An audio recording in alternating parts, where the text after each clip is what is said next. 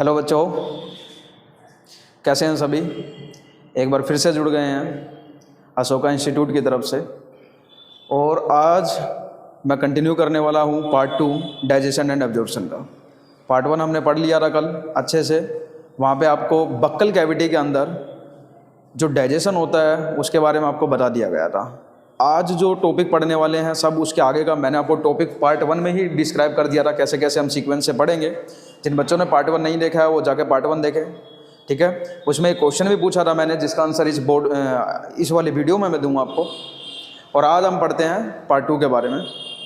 तो देखो हुआ क्या था, कल हमने पढ़ा क्या था। हमने आपके बक्कल कैविटी में टिथ के बारे में पढ़ लिया, टंग के बारे में पढ़ लिया था, ठीक है। पैलेट के बारे में पढ़ा, हार्ड पैलेट, सॉफ्ट पैलेट, कैसे स्लाइवरी जूस जो होता है वो आपके फूड का डाइजेशन करता है, ठीक है। आपके कार्बोहाइड्रेट आपके फूड में जो होता है, क्या डाइजेशन की ज़रूरत थी, सब हमने पार्ट 1 में पूरा कवर कर लिया, ठीक है। आज हम पार्ट 2 में देखते हैं। देखो डाइजेशन एंड एब्जॉर्प्शन में हमने आपको बता दिया था फूड का डाइजेशन, और नेक्स्ट जो बताते हैं वो पार्ट कवर करेंगे हम इसमें ईसोफेगस। क्या कवर करेंगे? ईसोफेगस। देखो मैंने आपको पहले ही बताया था लास्ट वीडियो में कि जिन बच्चों ने नहीं देखा देख लें जाके। जो फूड है आपका आपके बक्कल कैविटी से होते हुए वो आगे, यानी फेरिंक्स जो था आपका, वो आगे 2 पार्ट में डिवाइड हो रहा था। आगे वाला जो पोर्शन था वो ट्रैकिया था, और जो पीछे जो पाइप जा रही थी वो क्या था? ईसोफेगस था, ठीक है। ईसोफेगस को हम लोग क्या बोलते हैं? जनरली इसको फूड पाइप भी बोला जाता है। क्या बोला जाता है इसको?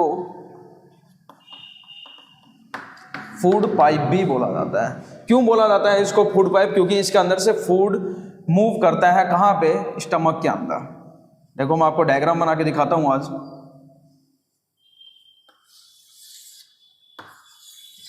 ठीक है, ये आपका क्या चीज है? ये आपका है ईसोफेगस, जिसको हम लोग क्या बोल रहे हैं? इसको हम लोग बोल रहे हैं फूड पाइप, ठीक है। और नेक्स्ट क्या है? ये है आपका स्टमक। क्या है ये? स्टमक, ठीक है। तो ईसोफेगस आपका क्या होता है? आप इसमें सिर्फ एक चीज याद रखेंगे, जो मूवमेंट ऑफ फूड होता है इसमें वेवी लाइक मूवमेंट होता है। वेवी लाइक मतलब वेव की तरह मूवमेंट करता है। जैसे आप लोग ऐसे वेव बनाते हैं ना, तो वैसे ही इसमें वेव की तरह फूड यहाँ आया, फिर ये ऐसे मूवमेंट करेगा, और ये जो मूवमेंट कर रहा है वेव की तरह, जो फूड की मूवमेंट हो रही है, मतलब यहाँ पे मान लो बोलस आया, जो बोलस का फॉर्मेशन हो गया था फूड का, वो कहाँ पे हो गया था? आपके बक्कल कैविटी के अंदर हो गया था। बोलस क्या है? जब आप खाने को चबाते हो, आप रोटी खा रहे हो और उसको चबा रहे हो, तो वो एक गोल आकार ले लेता है। तो जो गोल आकार ले लेता है उसको क्या बोला जाता है? बोलस। अब ये बोलस धीरे धीरे नीचे की तरफ मूव करेगा, ठीक है। और मूव करने के बाद ये कहाँ आ जाएगा? ये आपके स्टमक के अंदर आ जाएगा। कहाँ आ जाएगा? स्टमक में आ जाएगा। बात आ रही है समझ में? तो जिसके द्वारा ये बोलस मूव करता है उस मूवमेंट को हम कहते हैं पेरिस्टेल्टिक मूवमेंट। क्या बोलते हैं हम इसको? पेरिस्टेल्टिक मूवमेंट, ठीक है। Movement of food in the oesophagus, उसको हम कौन सा मूवमेंट बोलते हैं? पेरिस्टेल्टिक मूवमेंट। एक चीज और याद रखना, ईसोफेगस के अंदर आपका, जैसे आपके बक्कल कैविटी के अंदर कौन सा ग्लैंड था? Salivary gland. ईसोफेगस के अंदर आपका कोई भी ग्लैंड नहीं प्रेजेंट होता है। इसके अंदर क्या होता है? ईसोफेगस के अंदर ग्लैंड अब्सेंट होता है, ठीक है। कोई भी इसके अंदर ग्लैंड जो होता है वो प्रेजेंट नहीं होता है। बात आ रही है समझ में? नेक्स्ट बात करें हम ईसोफेगस के बारे में, तो आपको इतना ही याद रखना है। अच्छा, कुछ अमाउंट में ईसोफेगस के अंदर म्यूकस का सिक्रीशन होता है। जो ईसोफेगस की सबसे अंदर वाली लेयर होती है, जिसको हम लोग म्यूकोसल लेयर कहते हैं, वो म्यूकस का सिक्रीशन करता है। और वो म्यूकस क्या करता है? फूड को, जो फूड है आपका, इसको नीचे ले जाने में हेल्प करता है, ठीक है। यहाँ से जो जा रहा है यहाँ पे। एक चीज़ और बता देता हूँ आपको, एक क्वेश्चन पूछता हूँ आपसे मैं।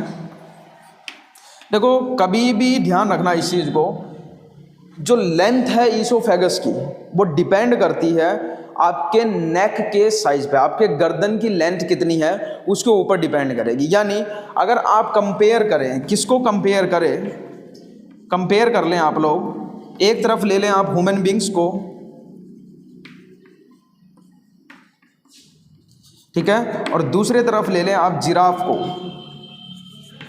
तो इन दोनों की बात करें तो लेंथ ईसोफेगस की किसके अंदर ज़्यादा हो गई, मैं आपसे पूछ रहा हूँ। तो मैंने आपको पहले ही बताया कि जो ईसोफेगस की लेंथ होती है वो डिपेंड करती है किस चीज़ के ऊपर, ये डिपेंड करती है किसके ऊपर, नेक के लेंथ के ऊपर, यानी आपके गर्दन की जो लंबाई है उसके ऊपर डिपेंड करेगा। तो देख लो, आप सभी को पता है ह्यूमन बींग्स में और जिराफ में अगर बात करें तो किसकी गर्दन ज़्यादा लंबी होती है, तो आपको पता है जिराफ की गर्दन ज़्यादा लंबी होती है, तो ज़्यादा लंबी होती है, यानी इसका मतलब अगर ईसोफेगस की लेंथ पूछे तो ईसोफेगस की लेंथ जिराफ के अंदर ज़्यादा होगी as compare to human beings. बस आपको ईसोफेगस में इतना ही याद रखना है और कुछ भी इसमें याद नहीं रखना है, ठीक है, क्लियर है। नेक्स्ट बात करें हम ईसोफेगस के बाद स्टमक का, ठीक है।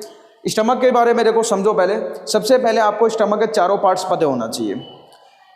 देखो स्टमक का जो ये वाला पार्ट है, पहले नंबर पे इसको हम कहते हैं कार्डियक रीजन। कौन सा रीजन, कार्डियक रीजन, ठीक है। दूसरे नंबर पे ये वाला जो रीजन है ऊपर की तरफ जो जा रहा है, देखो ध्यान से, पहला रीजन ये कार्डियक, दूसरा रीजन कौन सा है, दूसरा रीजन है फंडस रीजन, ठीक है।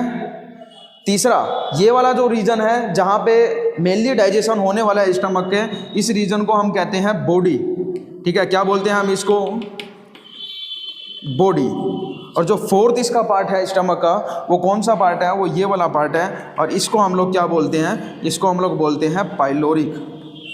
क्या बोलते हैं, पाइलोरिक। यानी स्टमक कंसिस्ट 4 पार्ट्स। आपके चारों पार्ट्स का नाम याद रखना है। देखो मैं अभी स्टमक के बारे में बता रहा हूँ, डायग्राम में मैंने आपको दिखा दिया, इसको मैं रफ कर रहा हूँ। देखो किसकी बात कर रहे हैं हम, स्टमक की। थर्ड जो है वो हम लोग किसकी बात कर रहे हैं, स्टमक की बात करें। देखो सबसे पहले अगर मैं बात करूं आपके पूरे एलिमेंट्री कैनाल की, तो पार्ट 1 में मैंने बताया था कि आपका जो एलिमेंट्री कैनाल स्टार्ट होता है वो माउथ से स्टार्ट होता है, बक्कल कैविटी से स्टार्ट होकर, और वो खत्म होता है एनस पे। तो पूरे एलिमेंट्री कैनाल के अगर हम बात करें तो उसमें जो सबसे वाइडर रीजन होता है, देखो एक इसको कंपेयर करो, एक इसको कंपेयर करो, दोनों में विड्थ किसकी ज़्यादा है, इसकी ईसोफेगस की है, स्टमक की, स्टमक की ज़्यादा, ऑब्वियस ये बात है। यानी सबसे जो वाइडर रीजन होता है आपके एलिमेंट्री कैनाल का वो क्या होता है, स्टमक होता है। तो क्या लिखोगे आप, it is the most wider region of alimentary canal. पहली बात समझ में आया कि सबसे ज़्यादा अगर वाइडर रीजन की बात करें, जिसकी ज़्यादा विड्थ है वो किसकी है, वो है आपके स्टमक की, एलिमेंट्री कैनाल। पहली बात समझ में आया।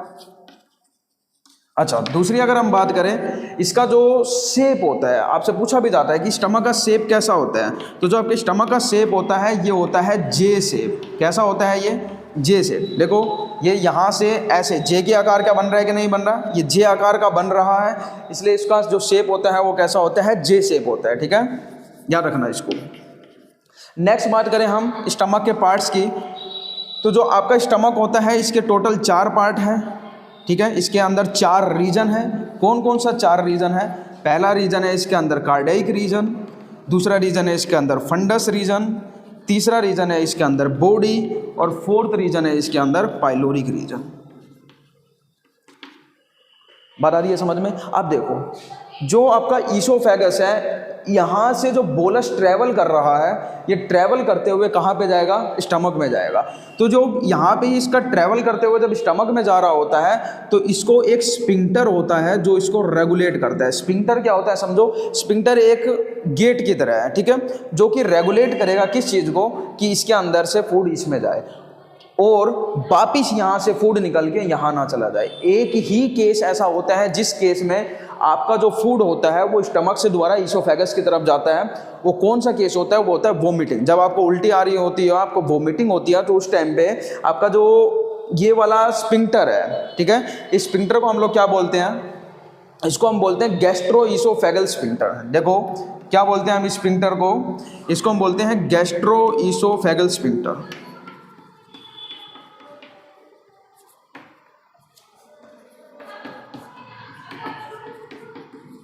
ठीक है। गैस्ट्रोइसोफेगल स्फिंक्टर, क्यों बोल रहे हैं गैस्ट्रोइसोफेगल स्फिंक्टर? गैस्ट्रिक वर्ड जो आया यहाँ पे स्टमक से आया, स्टमक के लिए एक वर्ड और यूज करते हैं गैस्ट्रिक। ईसोफेगल जो वर्ड आया वो ईसोफेगस से आया, ठीक है। तो इन दोनों के बीच में ये रेगुलेट कर रहा है, इसलिए इसको हम बोलते हैं गैस्ट्रोइसोफेगल स्फिंक्टर। कुछ नहीं करना इतना है बस, ये स्फिंक्टर है यहाँ पे, और ये स्फिंक्टर का काम क्या होता है, ये यहाँ से जो फूड आ रहा है इस फूड को रेगुलेट करेगा कहाँ पे जाने के लिए, स्टमक में जाने के लिए, ठीक है। अब कई केस में क्या हो जाता है, जब आपको वोमिटिंग की प्रॉब्लम होती है, ठीक है, तो उस टाइम पे ये जो स्फिंक्टर है अच्छे तरीके से काम नहीं करता है, जिसकी वजह से जो भी बोलस आपके स्टमक के अंदर आया वो बोलस निकल के दोबारा आपके माउथ के द्वारा बाहर निकल जाता है, वो फूड आपके माउथ के द्वारा बाहर निकल जाता है, जिसको आप लोग बोलते हैं वोमिटिंग, ठीक है। तो ये बात समझ में आया। Opening of oesophagus in the stomach is regulated by a sphincter name as gastroesophageal sphincter. What is the function of gastroesophageal sphincter? तो ये आपको याद रखना है, गैस्ट्रो ईसोफेगल स्फिंक्टर। आपको एनसीईआरटी में लाइन लिख के दिया हुआ है, बिल्कुल एग्जैक्ट क्या लिखा दिया हुआ है, द ओपनिंग ऑफ, ठीक है, ये आपको याद रखना है, the opening of oesophagus into the stomach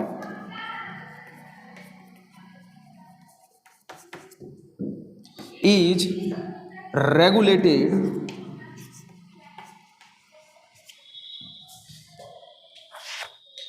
by a sphincter,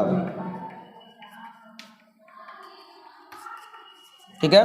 और स्फिंक्टर को हम लोग क्या बोलते हैं, स्फिंक्टर को हम लोग बोलते हैं गैस्ट्रोइसोफेगल स्फिंक्टर। ये आपको याद रखना है, बात आई समझ में। अब मैं कुछ आपको और भी एक्स्ट्रा इंपॉर्टेंट चीज़ें बता रहा हूँ। देखो, मैंने आपको बताया था कि जो आपका ईसोफेगस होता है वो यहाँ से पास हो रहा होता है, ये ट्यूब यहाँ से, और जो आपका ट्रैकिया होता है ये सामने से पास हो रहा होता है, ठीक है। तो जिस रीजन में, दोनों चीज़ों को समझो, देखो आपकी बॉडी कैविटी के अंदर डिसाइड है। मैं इसको रफ कर रहा हूँ, एक बार सभी स्क्रीनशॉट ले लो।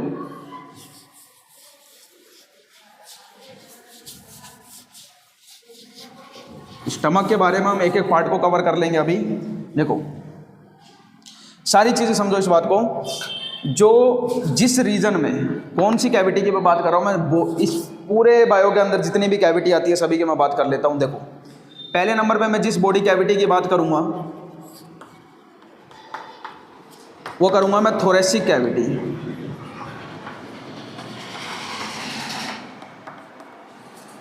थोरेसिक कैविटी किसको कहते हैं हम, इस चेस्ट रीजन को, जो आपका जो डायाफ्राम होता है यहाँ पे पूरा, ये पूरा का पूरा जो डायाफ्राम बना हुआ है इस रीजन, ये जो आपका चेस्ट बना हुआ है जिसके थोरेसिक केज की वजह से, इसको हम लोग क्या बोलते हैं, थोरेसिक कैविटी। यानी अगर आपसे पूछा जाए कि कौन सी कैविटी के अंदर आपका लंग्स लाई करता है, तो लंग्स हो गया आपका, वो कौन से रीजन में प्रेजेंट है, वो आपका थोरेसिक कैविटी के अंदर प्रेजेंट है। बात आ रही है समझ में। दूसरे कैविटी की अगर हम बात करें तो दूसरा कैविटी कौन सा है, एब्डोमिनल कैविटी।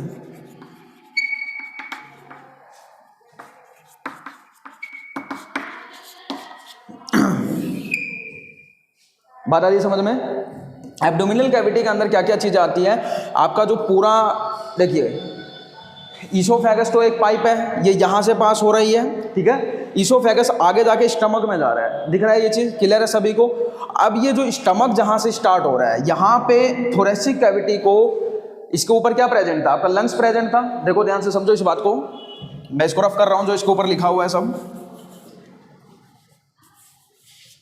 देखो ये आपका ईसोफेगस है, आपका लंग्स जो था वो इस रीजन में ही लाई कर रहा था कि नहीं कर रहा था, ठीक है। लंग्स जिस रीजन में है इसको हम क्या बोलते हैं, थोरेसिक कैविटी। अब इस थोरेसिक कैविटी को जो सेपरेट करेगा वो एक मसल सेपरेट करती है, जिसको हम लोग बोलते हैं डायाफ्राम। क्या बोलते हैं हम उसको, डायाफ्राम। समझो इस बात को, यानी separation between the thoracic cavity and abdominal cavity is takes place due to diaphragm, ठीक है। डायाफ्राम की वजह से ही थोरेसिक कैविटी के बीच में और एब्डोमिनल कैविटी के बीच में क्या होता है, सेपरेशन होता है। यानी अगर आपसे पूछा जाए एब्डोमिनल कैविटी में क्या क्या आता है, तो एब्डोमिनल कैविटी के अंदर आपका स्टमक आता है, ठीक है। आपका क्या आ जाएगा उसके बाद, स्मॉल इंटेस्टाइन हो गया, आपका लार्ज इंटेस्टाइन हो गया, ठीक है। ये सभी के सभी किसके अंदर आ रहा है, इसके ऊपर जितना भी प्रेजेंट है, नेक से नीचे बिल्कुल, ठीक है। ये आपका नेक है, ये वाला डायफ्राम से ऊपर जितना भी प्रेजेंट है उसको हम लोग क्या बोलेंगे, उसको हम बोलेंगे थोरेसिक कैविटी के अंदर लाई कर रहा है। इसके नीचे जितना भी प्रेजेंट है उसको हम लोग बोलते हैं एब्डोमिनल कैविटी। इतनी बात समझ में आई है। ये चीज़ें मैंने आपको कैविटी के बारे में बता दिया। अब समझो एक चीज़, आप देखो कई बच्चों को लगता है कि डायफ्राम इज अ बोन, आपको रेस्पिरेशन चैप्टर में पढ़ाया भी जाता है, ठीक है। तो डायफ्राम कई बच्चों को लगता है, क्योंकि क्या होता है कि डायफ्राम कॉन्ट्रैक्ट होता है, रिलैक्स होता है, और जो हार्ड बोन होती है वो कॉन्ट्रैक्ट और रिलैक्सेशन की प्रॉपर्टी शो नहीं करती है। तो बच्चों को ये लगता है कि diaphragm is a cartilaginous bone, लेकिन ये सच नहीं है। डायफ्राम बना होता है रेडियल मसल का, यानी जिस मसल से ये बना होता है उस मसल्स को बोला जाता है रेडियल मसल, ठीक है। किसकी वजह से, किसका बना होता है ये, रेडियल मसल का। आज मैं आपको एक चीज़ और बताऊंगा। आप जनरली देखते हो आपको हिचकी आती है, तो कई लोग बोलते हैं हिचकी आने का जो मेन रीज़न होता है वो क्या होता है। आप जनरली अपने घर पे बात करोगे तो हिचकी का वो जो मम्मी आपकी हो गई, आपके फादर हो गए, जो रीज़न बताते हैं आमतौर पे, तो वो क्या बताते हैं कि आपको कोई ना कोई याद कर रहा है, या हमें भी बचपन से यही बताया गया कि वो याद कर रहा है। तो कोई हिचकी आने का भी मेन रीज़न अभी बताऊंगा मैं आपको। ये आपको डायफ्राम दिखाई दिया, आपको डायफ्राम ही कॉन्ट्रैक्ट रिलैक्स होता है, ठीक है। और आपको रेस्पिरेशन चैप्टर में भी बताऊंगा। अब देखो डायफ्राम के बाद अगर हम बात करें तो मैं इधर रफ करके लिख रहा हूं, देखो इधर ये लिख लिया होगा शायद आपने, देखो रेडियल मसल हो गया। मैं दो चीज़ों के बारे में बताता हूं अभी आपको। ये डायफ्राम के बीच में देखो ये ओपनिंग है जहां से ये ईसोफेगस पास हो रहा है, ये आपका डायफ्राम है। मैं इसको ये लो कवर कर रहा हूं, ये आपका डायफ्राम है। इस डायफ्राम के बीच में ये ओपनिंग है, जिस ओपनिंग में से ये ईसोफेगस पास हो रहा है, डायफ्राम के अंदर से पास हो रहा है ना, इस ओपनिंग को बोला जाता है हाइलस। क्या बोला जाता है, हाइलस, या इसको बोलते हैं हाइटस, हाइटस भी बोलते हैं, ठीक है। क्या बोला जाता है इसको, हाइटस। हाइटस क्या होता है, it is the opening between, it is the opening in the diaphragm, ठीक है। डायफ्राम के अंदर ये ओपनिंग होती है जहां से ईसोफेगस पास हो रहा होता है, फ्रॉम बीच ईसोफेगस पास। क्या लिख सकते हो आप, फ्रॉम विच ईसोफेगस पासिस, ठीक है। क्या बोलते हैं इसको, हाइटस। और जो आपका डायफ्राम बना होता है वो किस चीज़ का बना होता है, it is made up of radial muscles. बात आ रही है समझ में, क्लियर है। एक आपने शायद बीमारी सुनी भी हो, शायद नहीं भी सुनी हो, लेकिन मैं बात बताता हूँ आपको, कभी ना कभी सुना ही होगा, हर्निया। हर्निया काफ़ी लोग इस प्रॉब्लम से पीड़ित होते हैं। किससे, हर्निया। शायद नहीं भी सुना हो आपने, लेकिन मैं बता देता हूँ आपको, और कई बच्चों ने सुना भी होगा। हर्निया के केस में क्या होता है, हर्निया के केस में देखो जनरली क्या होता है, डायफ्राम के अंदर एक ओपनिंग होती है, ठीक है, एक ओपनिंग होती है जिसमें से ईसोफेगस पास हो रहा होता है। लेकिन हर्निया के केस में क्या होता है, इस डायफ्राम के मसल्स में एक और एक्स्ट्रा ओपनिंग प्रेजेंट होती है जिसमें से कोई भी ईसोफेगस पास नहीं हो रहा होता है। ये बाय बर्थ डिसऑर्डर होता है, ठीक है, बाय बर्थ डिसऑर्डर है ये, ठीक है, बाय बर्थ हो रहा है। और इस केस में क्या किया जाता है, इस ओपनिंग को बंद किया जाता है बाय सर्जरी। ओपनिंग जो होता है हर्निया के केस में, ठीक है, इसको बाय सर्जरी बंद कर दिया जाता है। बात आ रही है समझ में। जनरली आपके जो डायफ्राम है उसके अंदर एक ओपनिंग होती है जिसके अंदर से ईसोफेगस पास हो रहा होता है। लेकिन हर्निया के केस में क्या होता है, आपके डायफ्राम के अंदर एक एक्स्ट्रा ओपनिंग और प्रेजेंट होती है जिसको क्या किया जाता है, बाय बर्थ होता है ये। और इसका जो ट्रीटमेंट होता है वो कैसे किया जाता है, बाय सर्जरी किया जाता है, ठीक है। सर्जरी के द्वारा क्या किया जाता है, इस ओपनिंग को बंद कर दिया जाता है। इसकी वजह से बहुत सारी प्रॉब्लम भी होती है, ठीक है। पेन होने लग जाता है एकदम अचानक से यहाँ पे, ठीक है। कई बच्चे सोचेंगे अभी कि सर मेरे को भी पेन होता है यहाँ पे, तो आपका जो पेन है वो गैस से रिलेटेड है, ठीक है, वो आपको गैस बन रही है उससे रिलेटेड है। हर्निया वाला अलग पेन होता है, ये अलग होता है। इस केस में क्या होता है कि जनरली आप थोड़ा सा भी वेट अगर उठा लेते हैं, ठीक है, थोड़ा सा मतलब ये नहीं कि 1 किलो उठा लिया 2 किलो, आप अगर वेट उठा रहे हैं, हैवी वेट उठा रहे हैं, तो इसके ऊपर मसल्स के ऊपर जोर पड़ता है, इसके ऊपर, ठीक है, जिसकी लोड उठाने की वजह से इसके ऊपर जोर पड़ता है, जिसकी वजह से आपको पेन होने लग जाता है, ठीक है। और इसका इलाज क्या होता है, सिर्फ आप सर्जरी के द्वारा इसको ठीक कर सकते हैं। एक चीज़ और बताने वाला था मैं आपको, हिचकी के बारे में बताने वाला था, कैसे हिचकी आती है। देखो, हिचकी आने का मेन रीज़न जो होता है ना, वो ये डायफ्राम होता है। अगर डायफ्राम, देखो डायफ्राम का काम है कॉन्ट्रैक्ट होना, रिलैक्स होना, ठीक है, कॉन्ट्रैक्ट होना, रिलैक्स होना। जैसे ही आप सांस लेते हो तो डायफ्राम कॉन्ट्रैक्ट होता है, जैसे ही आप सांस छोड़ते हो तो डायफ्राम द्वारा रिलैक्स हो जाता है, ठीक है। अब हिचकी तो आता है, उस केस में क्या होता है, आपने जो फूड खाया उस वजह से आपके स्टमक के अंदर बनने लग जाती है गैस। कोई भी फूड की वजह से गैस, ऐसा नहीं है हर फूड की वजह से बन रहा है, आपने कोई भी ऐसा फूड खाया, जंक फूड खा लिया आपने, जिसकी वजह से गैस बन गया। उस गैस की वजह से क्या होता है, आपका स्टमक जो होता है उसका जो विड्थ होती है वो बढ़ जाती है, जो स्टमक फूल जाता है। फूलने की वजह से क्या होता है, हालांकि देखो ये डायग्राम मैं रियल में बताऊं तो ऐसे था ये, ठीक है, ये आपका डायफ्राम था।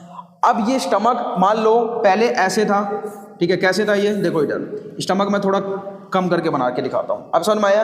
अब यहाँ से यहाँ दोनों के बीच में एक प्रॉपर गैप है, डायफ्राम के बीच में और आपके स्टमक के बीच में एक प्रॉपर गैप है। अब जब ये गैप है उस टाइम पे, तो जब आप इनहेल कर रहे हो तो ये डायफ्राम प्रॉपरली कॉन्ट्रैक्ट हो जा रहा है, ये यहाँ से कॉन्ट्रैक्ट हो जाएगा। लेकिन आप कुछ ऐसा जंक फूड खा लेते हो जिसकी वजह से आपको गैस बन जाती है, तो उस केस में क्या होता है, ये आपके स्टमक का जो साइज होता है वो बढ़ जाता है। जब स्टमक का आपके साइज बढ़ जाता है तो आपका जो डायफ्राम होता है वो प्रॉपरली कॉन्ट्रैक्ट नहीं हो पाता, और जब डायफ्राम कॉन्ट्रैक्ट नहीं हो पाता प्रॉपरली तो आपको क्या आने लग जाती है, हिचकी आने लग जाती है। तो हिचकी के केस में आपको फिर करना क्या पड़ता है, आपने देखा भी होगा, जैसे ही आपको हिचकी आए तो आप तुरंत पानी पीते हो, उसके बाद थोड़ी देर में ठीक हो जाता है। तो तुरंत पानी पीने से क्या हो जाता है, ये गैस पानी के द्वारा आगे चला जाता है, और ये जो पेट आपका फूला हुआ था स्टमक, वो दोबारा अपनी ओरिजिनल लोकेशन पे आ जाता है और फिर दोबारा प्रॉपरली काम होने लग जाता है। तो ये होता है हिचकी का मेन रीजन। ये था एक्स्ट्रा बातें जो आपको पता होनी चाहिए, ठीक है। हालांकि नीड्स में इसका कोई इंपॉर्टेंस नहीं है, ये आपके जनरल लाइफ से इंपॉर्टेंट है। क्लियर है। तो ये आपका स्टमक हो गया। एक चीज़ और बताता हूँ मैं आपको, ये तो आपका स्टमक है, ठीक है। स्टमक के जस्ट बाहर आपका लाई करता है स्मॉल इंटेस्टाइन, ठीक है। क्या लाई करता है, स्मॉल इंटेस्टाइन, ठीक है, ये ड्यूडेनम रीजन है, ठीक है। आपका लार्ज इंटेस्टाइन हो गया। तो ये भी तो हो सकता है ना, जब दो ऑर्गन एक साथ हो तो उनमें क्या हो सकता है, फ्रिक्शन हो सकता है, वो दोनों ऑर्गन आपस में टकरा सकते हैं, और टकराएंगे तो दोनों एक दूसरे के टिश्यू को डैमेज करेंगे। तो होता क्या है, जो आपका स्टमक होता है इसके ऊपर प्रेजेंट होता है क्या चीज़, पेरिटोनियम फ्लूइड। क्या प्रेजेंट होता है, पेरिटोनियम। ऐसा नहीं है कि खाली स्टमक में प्रेजेंट होता है, आपकी बॉडी में जितने भी ऑर्गन है, हर दो ऑर्गन के बीच में जो फ्लूइड प्रेजेंट होता है उसको हम कहते हैं पेरिटोनियम फ्लूइड। क्या बोलते हैं हम उसको, पेरिटोनियम फ्लूइड।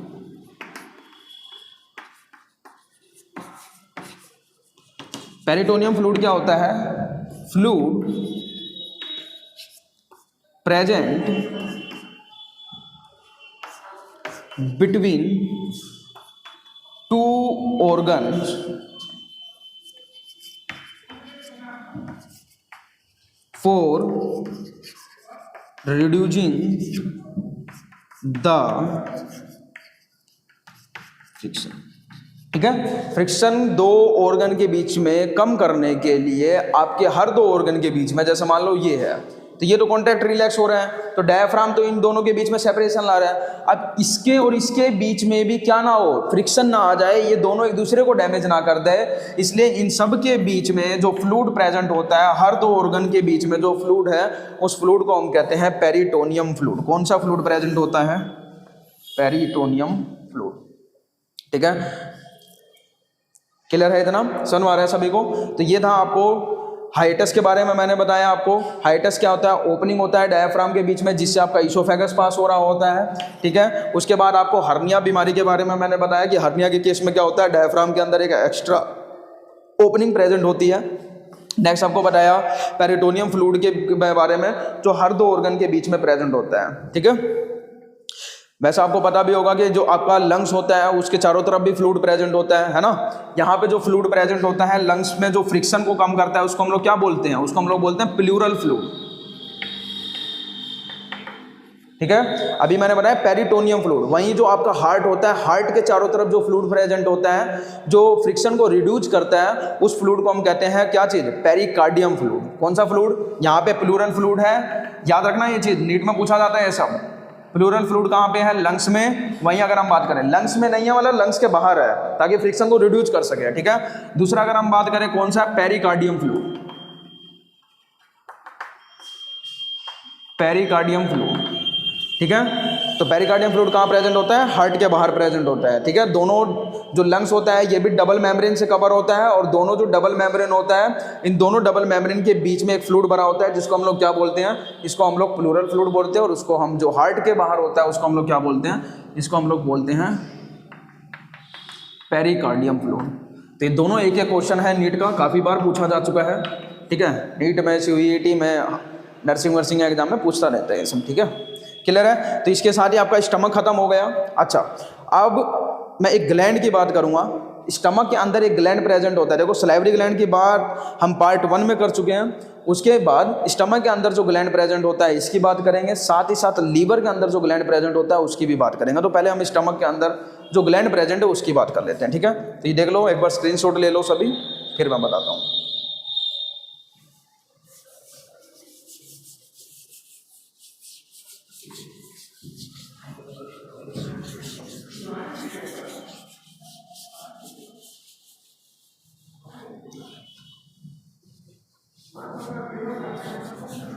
ठीक है, अब देखो किसकी बात कर रहा था मैं? स्टमक के अंदर जो ग्लैंड प्रेजेंट होता है, जिसके ऊपर हर बार एक क्वेश्चन आता है। बड़ा इंपॉर्टेंट टॉपिक होता है ये।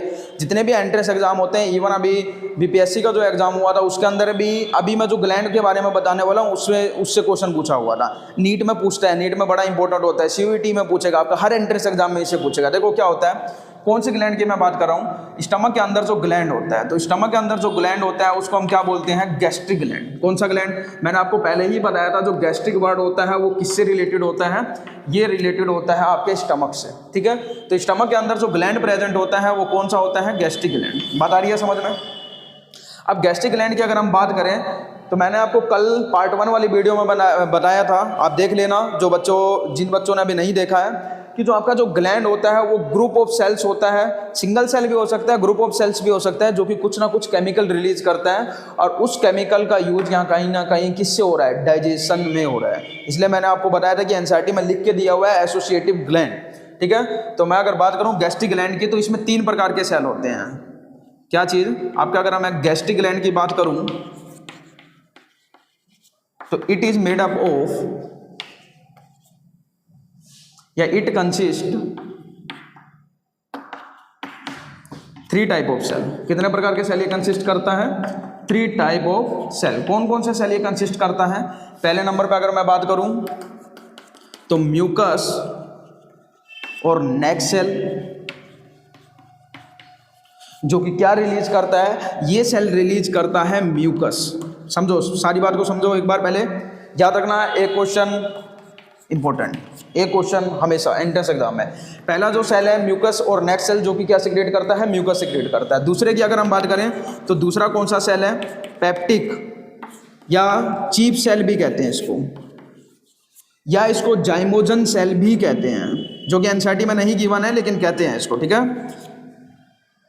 तो म्यूकस नेक सेल जो कि म्यूकस सिक्रेट करता है, दूसरे नंबर पे है पेप्टिक सेल, चिप सेल और जाइमोजन सेल, जो कि क्या सिक्रेट करता है? ये एक एंजाइम रिलीज करता है, और उस एंजाइम को हम कहते हैं प्रो एंजाइम पेप्सिनोजन। ध्यान से समझो, क्या कहते हैं हम इस एंजाइम को? प्रो एंजाइम पेप्सिनोजन, ठीक है। साथ ही साथ ये एक और एंजाइम रिलीज करता है, और उस एंजाइम को हम बोलते हैं प्रोरेनिन। किस केस में ये करता है? ये इन्फेनेंट के केस में करता है। किस केस में? इन्फेनेंट के केस में, ठीक है। मतलब बच्चों के केस में, जो बच्चे दूध पीते हैं, जो बच्चे मिल्क पी रहे हैं मदर का, उनके केस में एक एंजाइम और रिलीज करता है, या और उस एंजाइम को हम कहते हैं प्रोरेनिन, जो कि रेनिन में कन्वर्ट होता है। मैं आपको एक चीज़ और बताऊंगा, ध्यान से देखना, मैंने इसके नीचे अंडरलाइन क्यों किया है, क्योंकि ये क्वेश्चन बनता है। यहाँ पे रेनिन की जो स्पेलिंग है RENNIN, एक जगह और आपको आएगा RENIN, excretory product and there elimination के अंदर, रास एंजिटेंसिनोजन मैकेनिज्म के अंदर, वहां पे सिंगल एन होता है और यहाँ पे डबल एन है। तो इसका नाम याद रखना आप, प्रोरेनिन किस में प्रेजेंट होता है, इन्फेनेंट में, ठीक है। तो पहला हो गया म्यूकस और नेक सेल जो कि म्यूकस सिक्रेट करता है, दूसरा पेप्टिक और चीफ सेल और जैमोजन सेल जो कि सिक्रेट करता है प्रो एंजाइम पेप्सिनोजन और प्रोरेनिन। थर्ड जो सेल इसके अंदर प्रेजेंट होता है, ये कौन सा सेल है, पैराइटल और ऑक्जिंटिक सेल, जो कि क्या सिक्रीट करता है, ये सिक्रीट करता है HCl plus some factor which helps in the absorption of vitamin B12। देखो, पहला mucus neck cell mucus secrete करेगा, दूसरा पेप्टिक सेल, चीफ सेल या जाइमोजन सेल भी बोला जाता है जो कि सिक्रेट करता है प्रो एंजाइम पेप्सिनोजन प्रोरेनिन। तीसरा जो है पैराइटल सेल या ऑक्जेंटिक सेल कहते हैं। इन तीनों सेल से मिलकर आपका बना होता है क्या चीज़, गैस्ट्रिक ग्लैंड, जो कि क्या सिक्रेट करता है, ये HCl सिक्रेट करता है। यानी आपके स्टमक में जो HCl है वो किस सेल की वजह से है, वो पैराइटल सेल और ऑक्जेंटिक सेल की वजह से है। साथ ही साथ ये कुछ ऐसे फैक्टर भी रिलीज करता है जिसकी वजह से आपका विटामिन B12 जो है उसका एब्जॉर्प्शन हो पाए। जनरली विटामिन B12 का एब्जॉर्प्शन नहीं हो पाएगा अगर ये वो फैक्टर रिलीज नहीं करेगा, क्योंकि विटामिन B12 के एब्जॉर्प्शन में कुछ फैक्टर रिस्पॉन्सिबल होते हैं, ठीक है। तो ये आपको याद रखना है। इसमें बहुत सारे क्वेश्चन बनते हैं, आपको कई बार केमिकल दे दिया जाएगा, ठीक है, आपको दे दिया जाएगा कि पेप्सिनोजन है, तो पेप्सिनोजन कौन सा एंजाइम रिलीज करता है। जैसे मैं BPSC की बात करूँ तो एक क्वेश्चन आया था बिहार में, जो टीचर के जो अभी पेपर हुए थे या अभी महाराष्ट्र में हुए थे, तो इनमें भी क्वेश्चन दिया हुआ था, कौन सा, इससे दिया हुआ था कि जो HCl रिलीज करता है, HCl plus factor which help in the absorption of vitamin B12 is release by which cell of gastric gland. Question ये था, ऑप्शन दिया हुआ था, मैं क्वेश्चन लिख देता हूं आपको, ठीक है, आप लोग करना और इसका आंसर बताना। ये मैं रफ कर रहा हूं, ठीक है, आप स्क्रीनशॉट ले सकते हैं सभी इसका। स्टमक कंप्लीट हो गया इसी के साथ ही, बेसिक से एडवांस तक हमने बता दिया आपको स्टमक के बारे में। अब आपको कुछ भी एक्स्ट्रा नहीं पढ़ना है, बस इन पॉइंट को याद रखना है, ठीक है। देखो क्वेश्चन क्या था, क्वेश्चन देखो इधर, फैक्टर्स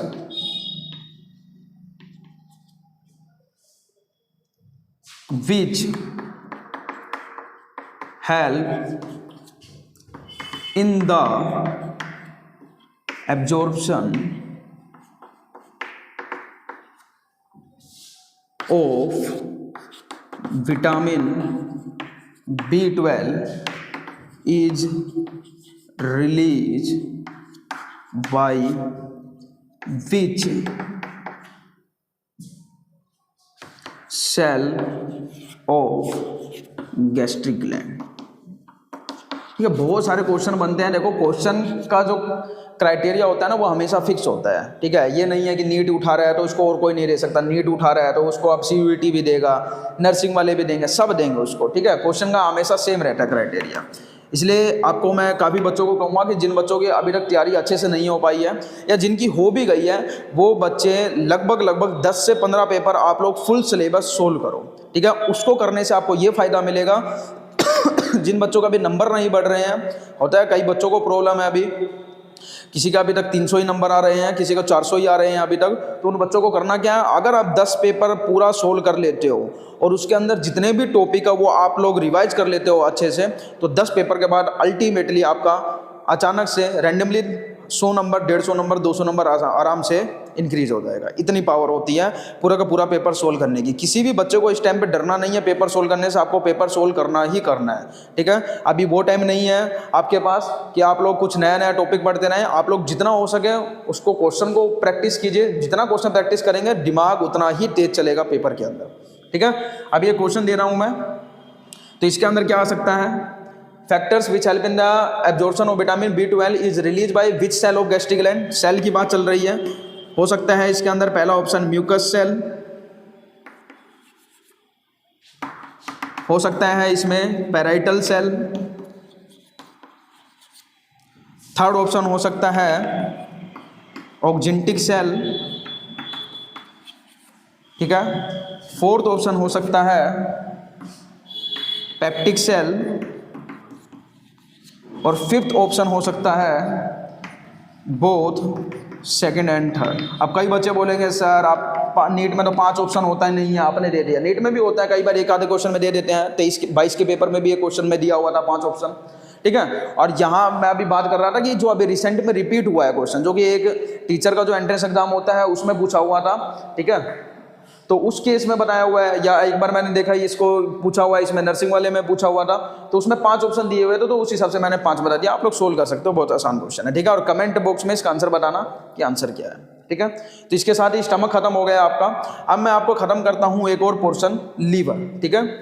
आपका लीवर नहीं खत्म कर रहा मैं, टॉपिक का लीवर खत्म कर रहा हूँ, ठीक है। क्लियर है? अब कर दिया जाए इसको, ये क्वेश्चन आप लोग लिख लेना।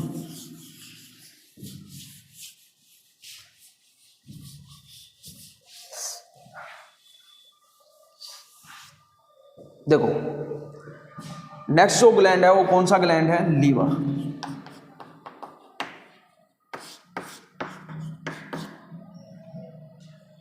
सबसे फैक्चुअल थिंग्स हेयर इज कि लीवर इज द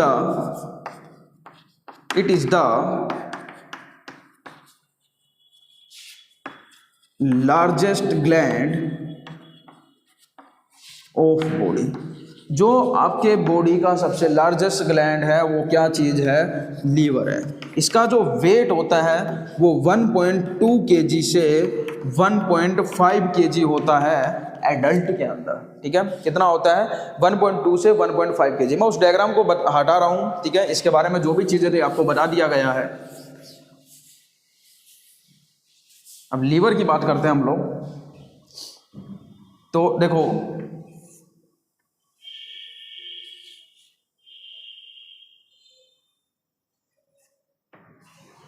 ये आपका लीवर है, ठीक है। ये लीवर के अंदर अगर हम बात करें 2 लोब होता है, कितना लोब, 2 लोब। ये वाला जो लोब है इसको हम बोलते हैं right lobe, right hepatic lobe. क्या बोलते हैं इसको, राइट हिपैटिक लोब। और ये वाला जो छोटा सा लोब है इसको हम बोलते हैं लेफ्ट हिपैटिक लोब, ठीक है। इन दोनों लोब को जो कनेक्ट करने का काम करता है, ये बीच में जो कनेक्ट कर रहा है इनको, इसको हम बोलते हैं फैल्सीफॉर्म लिगामेंट। क्या बोलते हैं हम इसको, फैल्सीफॉर्म लिगामेंट, ठीक है। Right lobe, left lobe. अच्छा एक वर्ड आ रहा है यहाँ पे हिपैटिक, याद रखना। कुछ वर्ड मैं बता रहा हूँ, आप लोग याद रखना, इसको नोट करके लिख लो इस चीज़ को। जो हिपैटिक वर्ड होता है, कौन सा वर्ड, हिपैटिक। हिपैटिक वर्ड जो यूज किया जाता है वो लीवर के लिए यूज किया जाता है, ठीक है। जो सिस्टिक वर्ड होता है ये यूज किया जाता है किस चीज़ के लिए, गोल ब्लैडर के लिए। और भी बहुत सारे वर्ड होते हैं जो रिलेटेड होते हैं किसी ना किसी से, ठीक है। लेकिन अभी जो काम में आने वाला है, हमारे यूटिलाइज होने वाला है, उसकी बात कर रहा हूँ मैं।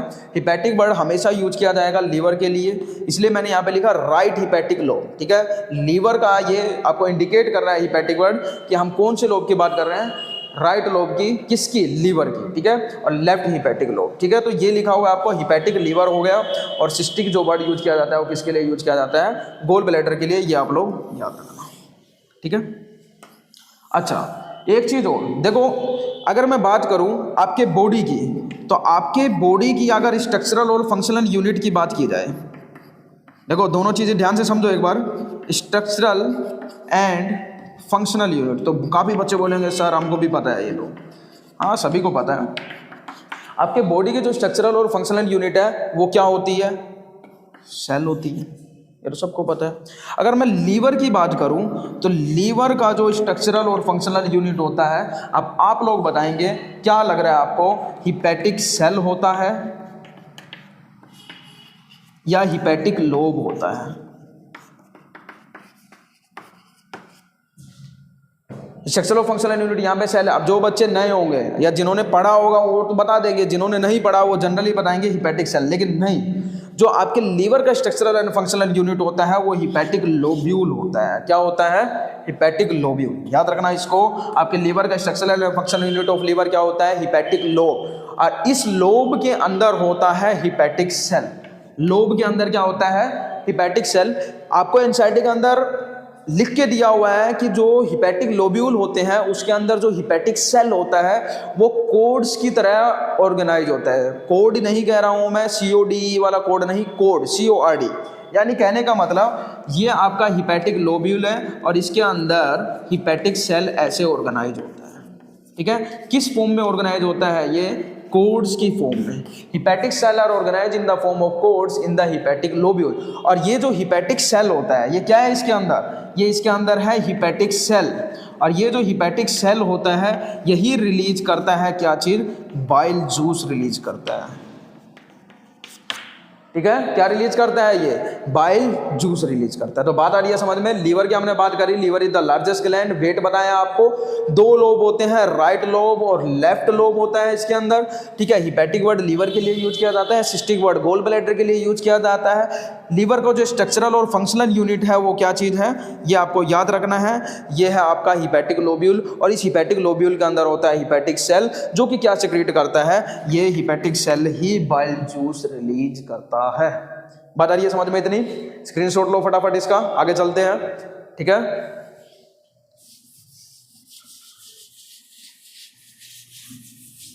देखो आगे समझो। लीवर की बात चल रही थी। एक क्वेश्चन मैं लिख के दे रहा हूं, आप लोग एनसीईआरटी का डायग्राम देखना या हमारे अशोका का मॉड्यूल देखना। ठीक है, दोनों जगह डायग्राम मेंशन है। डायग्राम देख के आप लोग बताना कि जो जो गोल ब्लैडर होता है वो कौन से लोब में होता है? राइट हिपैटिक लोब्यूल से अटैच होता है या लेफ्ट हिपैटिक लोब्यूल से अटैच होता है? ये आपको क्वेश्चन बताना है। क्वेश्चन क्या है? Gall bladder is attached with, ठीक है, राइट हिपैटिक लोब्यूल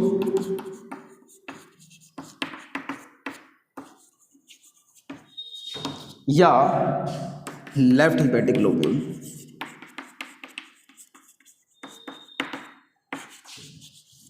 जो गोल ब्लैडर होता है वो अटैच होता है यहाँ पे, और ये आपका कौन सा लोब्यूल है? ये आपका राइट हिपैटिक लोब्यूल है। आंसर मैंने ही बता दिया, चलो कोई बात नहीं। तो कहाँ अटैच होता है? राइट हिपैटिक लोब्यूल के साथ। तो बात आ रही है समझ में इतना? अच्छा, नेक्स्ट अगर हम बात करें, आपका जो लीवर बाइल जूस रिलीज कर रहा है, देखो लीवर के बहुत सारे फंक्शन है, मैं सभी फंक्शन को एक बोर्ड पे बता दे रहा हूँ। ठीक है, देखो कैसे लीवर के फंक्शन की बात करते हैं सभी की। देखो बीच में बनाया जाएगा लीवर किसका? ठीक है, लीवर हो गया। हाँ, इस लीवर के फंक्शन की बात करते हैं हम। पहला फंक्शन इसका बाइल जूस रिलीज करता है। क्या रिलीज करता है ये? Bile juice. आपको कंपोजिशन याद होना चाहिए बाइल जूस का। बाइल जूस का कंपोजिशन क्या है कि इसके अंदर क्या क्या प्रेजेंट होता है? इसके अंदर बाइल साल्ट प्रेजेंट होता है। ठीक है, क्या प्रेजेंट होता है? Bile salt. दूसरा इसके अंदर क्या प्रेजेंट होता है?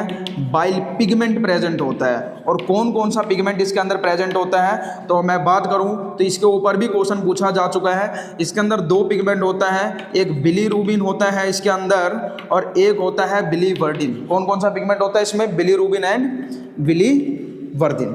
जो बिलीरुबिन होता है इसके कलर के ऊपर क्वेश्चन पूछा जाता है। आपको क्वेश्चन पूछा गया था एक बार कि जो आपका बाइल जूस है उसको जो बिलीवर्डिन है वो कौन सा कलर प्रोवाइड करता है। तो याद रखना जो बिलीरुबिन है ये प्रोवाइड करता है आपके बाइल जूस को येलो कलर, और जो बिलीवर्डिन है ये आपके बाइल जूस को प्रोवाइड करता है ग्रीन कलर। तो ये क्वेश्चन में पूछा जा चुका है अभी तक कि जो बिलीवर्डिन है वो कैसा कलर प्रोवाइड करता है, तो ग्रीन कलर प्रोवाइड करता है। ठीक है, तो बाइल साल्ट हो गया, बाइल पिगमेंट हो गया, एनसीईआरटी में जैसा दिया हुआ एग्जैक्ट लिख रहा हूं मैं, साथ में कोलेस्ट्रोल।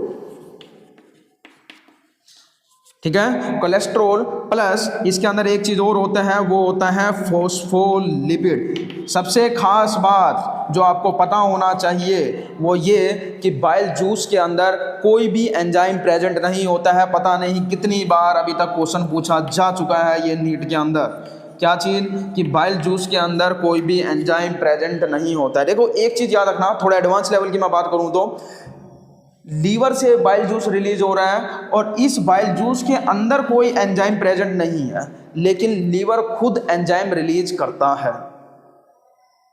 समझो इस बात को, लीवर जो बाइल जूस रिलीज कर रहा है, बाइल जूस के अंदर कोई भी एंजाइम नहीं है। ये सही बात है आपके लिए, ये सही बात है। थोड़ा एडवांस लेवल की बात करें, अगर कहीं पे लिखा आ जाए लीवर एंजाइम रिलीज करता है कि नहीं करता, तो लीवर एंजाइम रिलीज करता है। डीहाइड्रोजिनेज एंजाइम ये रिलीज करता है, साइटोक्रोम ऑक्सीडेज एंजाइम ये रिलीज करता है।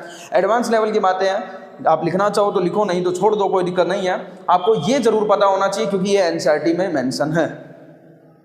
अच्छा, मैं बात करूं बाइल साल्ट के, एनसीईआरटी में सिर्फ बाइल साल्ट लिखा हुआ है, मैं थोड़ा सा और बताता हूं इसके अंदर। बाइल साल्ट में भी अगर हम बात करें तो दो तरह का साल्ट इसमें प्रेजेंट होता है। एक होता है sodium glycolate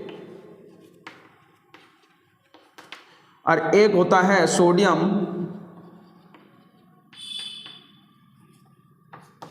टार्कोलेट।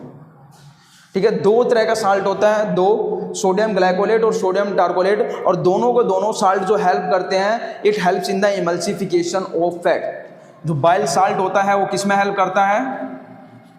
Bile salt help करता है इमल्सिफिकेशन ऑफ फैट में। ठीक है, अब मैं बताता हूं आपको कि इमल्सिफिकेशन ऑफ फैट होता क्या है। इमल्सिफिकेशन ऑफ फैट, देखो फैट को जो डाइजेस्ट करने वाला एंजाइम होता है वो होता है लाइपेज एंजाइम। कौन सा एंजाइम होता है? Lipase enzyme. अब ये जो लाइपेज एंजाइम होता है ये डायरेक्टली आपके फैट के ऊपर एक्ट नहीं कर सकता है, तो इसलिए क्या किया जाता है, आपके फैट के मॉलिक्यूल को और थोड़ा तोड़ा जाता है, जो कि तोड़ने का काम कौन करता है? आपका बाइल जूस करता है, ताकि इसके ऊपर लाइपेज एंजाइम एक्ट हो सके। ये चीज़ एनसीईआरटी में मेंशन है।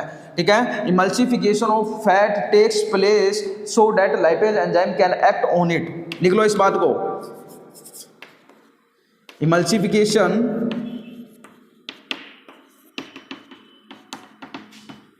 Of fat takes place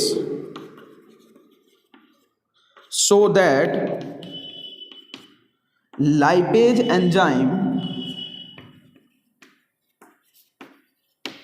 can act on it। ठीक है, फैट का इमल्सिफिकेशन इसलिए होता है ताकि उसके ऊपर लाइपेज एंजाइम एक्ट कर सके। बिना इमल्सिफिकेशन ऑफ फैट के लाइपेज एंजाइम एक्ट नहीं कर सकता। इमल्सिफिकेशन ऑफ फैट में कुछ नहीं होता, फैट को पूरा तोड़ तोड़ के इसको झाग बना लिया जाता है। ठीक है, ऐसा झाग की फॉर्म में हो जाता है, वहीं से बढ़ आया ये इमल्सिफिकेशन, आप केमिस्ट्री में पढ़ते भी हो। ठीक है, और वहीं से ये बढ़ आया, और ताकि इसके ऊपर लाइपेज एंजाइम क्या हो सके, एक्ट हो सके। तो मैं पहला फंक्शन बता चुका हूँ आपको, जो एनसीईआरटी में भी मेंशन है कि जो आपका लीवर होता है वो क्या रिलीज करता है? बाइल जूस रिलीज करता है, जिसके अंदर जो आपका कंपोजिशन है ये सभी के सभी आप एक तरफ नोट कर लेना।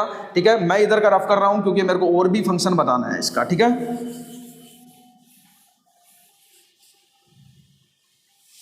देखो पहला फंक्शन मैंने बता दिया आपको लीवर का।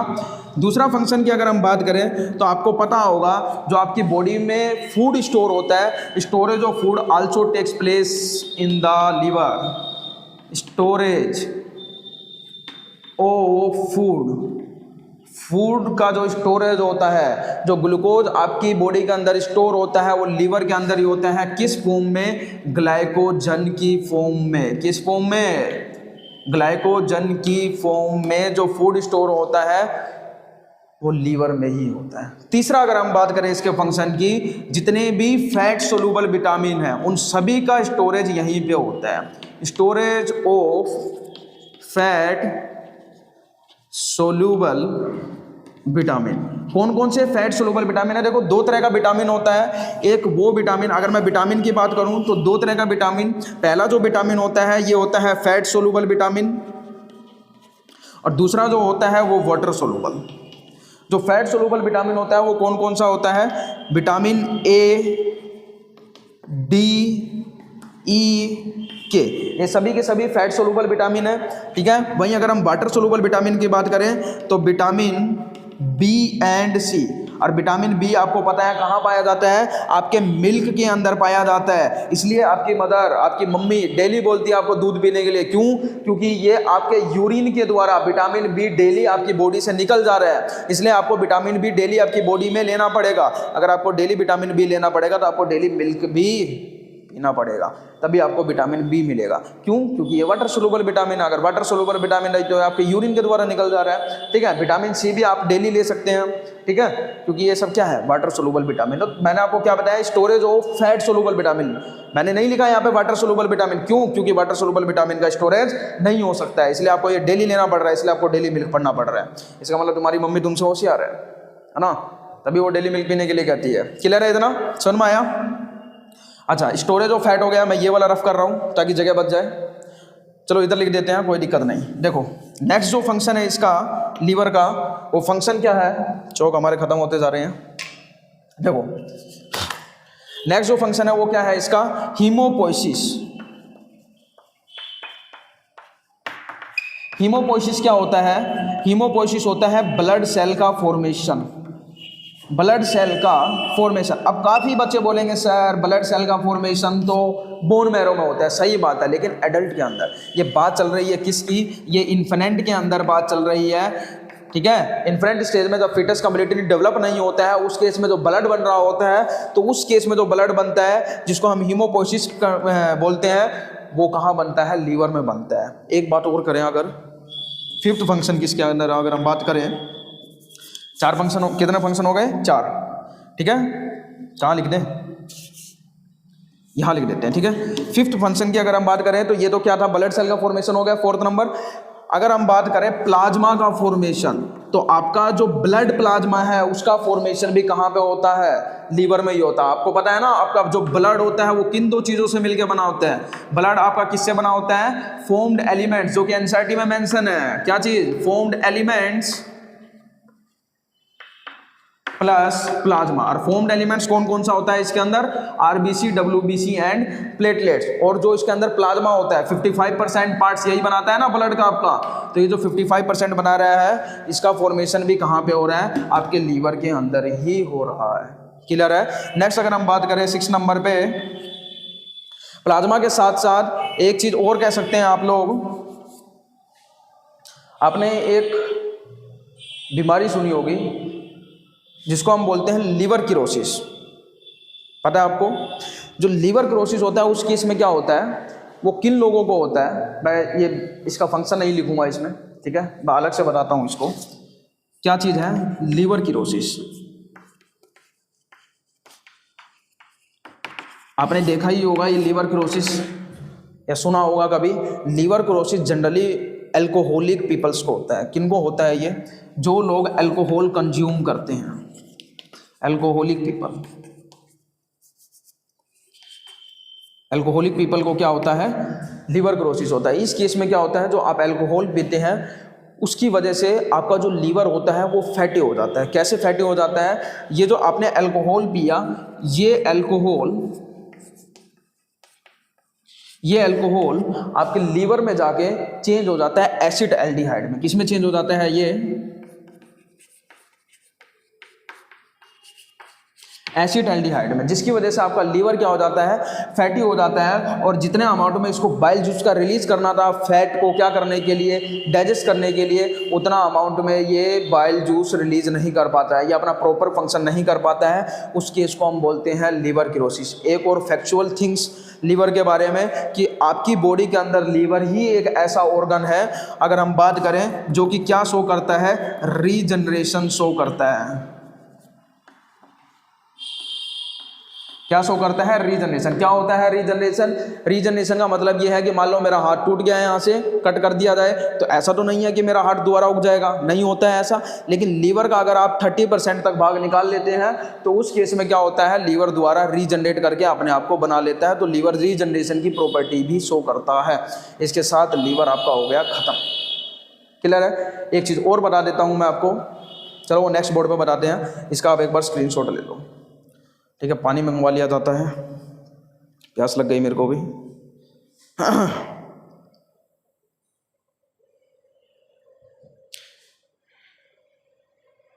ठीक है,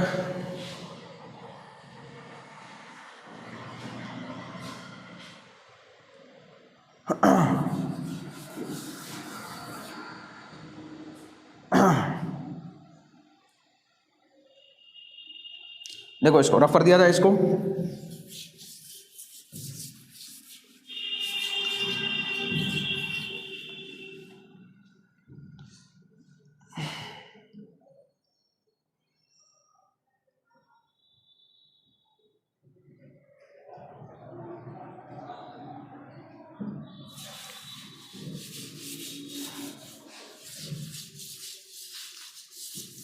पानी मंगवा लेते हैं, पानी नहीं है ना, हमें भी प्यास लगती है। अच्छा, लीवर खत्म हो गया। अब देखो एक चीज़ और बताते हैं आपको, ध्यान से समझो इस बात को। ये आपका, मैंने आपको डायग्राम बना के दिखाया था अभी थोड़ी देर पहले, ये आपका ईसोफेगस था। ईसोफेगस के जस्ट बाद आपका स्टमक था, और स्टमक के बाद अगर मैं बात करूं,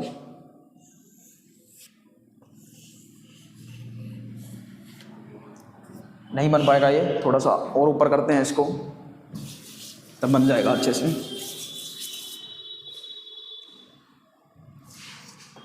ईसोफेगस को छोटा कर देते हैं। ठीक है, ये आपका स्टमक हो गया। ठीक है, ये आपका लार्ज इंटेस्टाइन हो गया।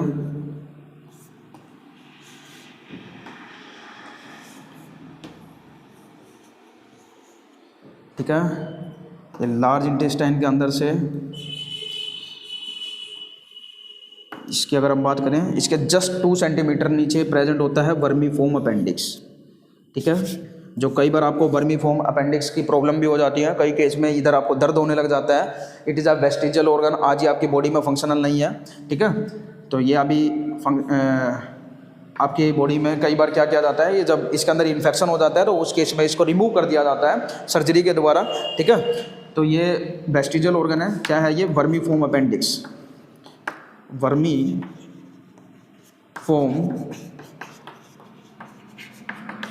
अपेंडिक्स। क्लियर है? नेक्स्ट देखो, अगर हम बात करें तो ये क्या चीज़ है,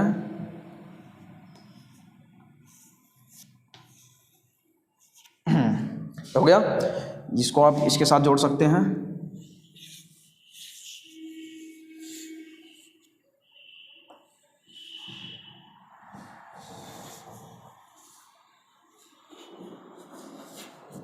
ठीक है, ये आपका हो गया, ये ईसोफेगस हो गया आपका, ये आपका स्टमक हो गया। पानी लेके नहीं आया कोई भी, एक मिनट को पानी मंगवा लेते हैं।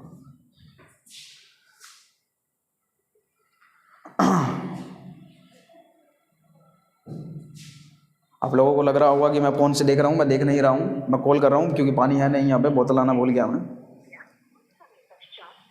देख सकते हो आप लोग, कॉल किया जा रहा है इधर। ठीक है, स्टमक हो गया ये आपका हो गया क्या चीज़, स्मॉल इंटेस्टाइन। ठीक है, ये हो गया आपका लार्ज इंटेस्टाइन। अब देखो सारे पोर्शन की मैं बात करता हूँ, ध्यान से देखना। इधर मैं बना देता हूँ आपका पैनक्रियाज। बस 2 मिनट देखो, डायग्राम अभी बन जाएगा। ठीक है, ये हो गया आपका पैनक्रियाज।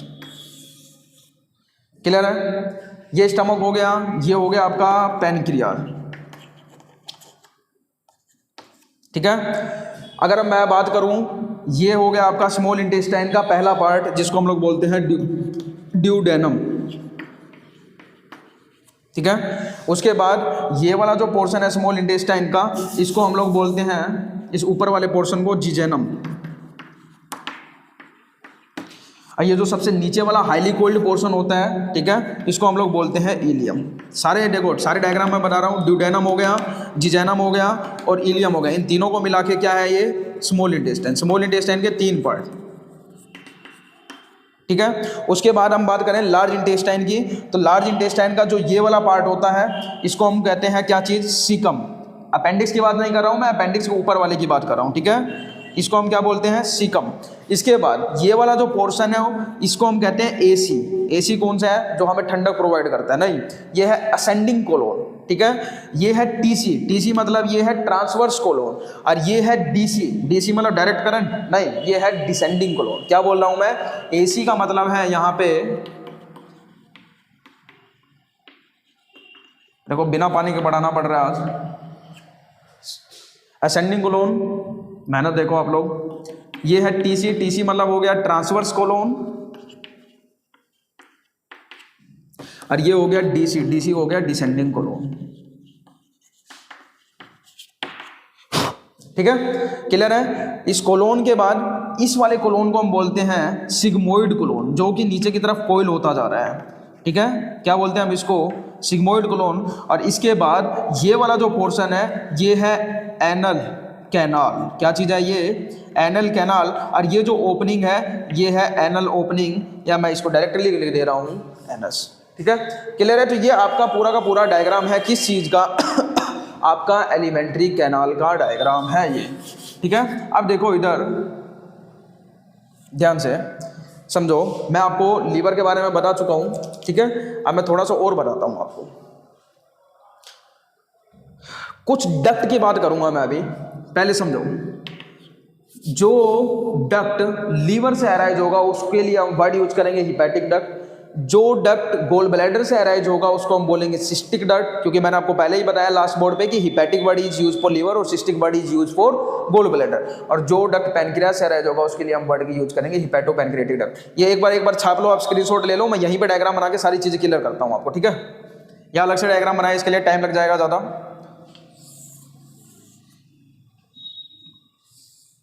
चलो समझाना है आपको तो बनाना ही पड़ेगा। अब बस 2 मिनट रुको आप लोग, अभी बना लेते हैं डायग्राम।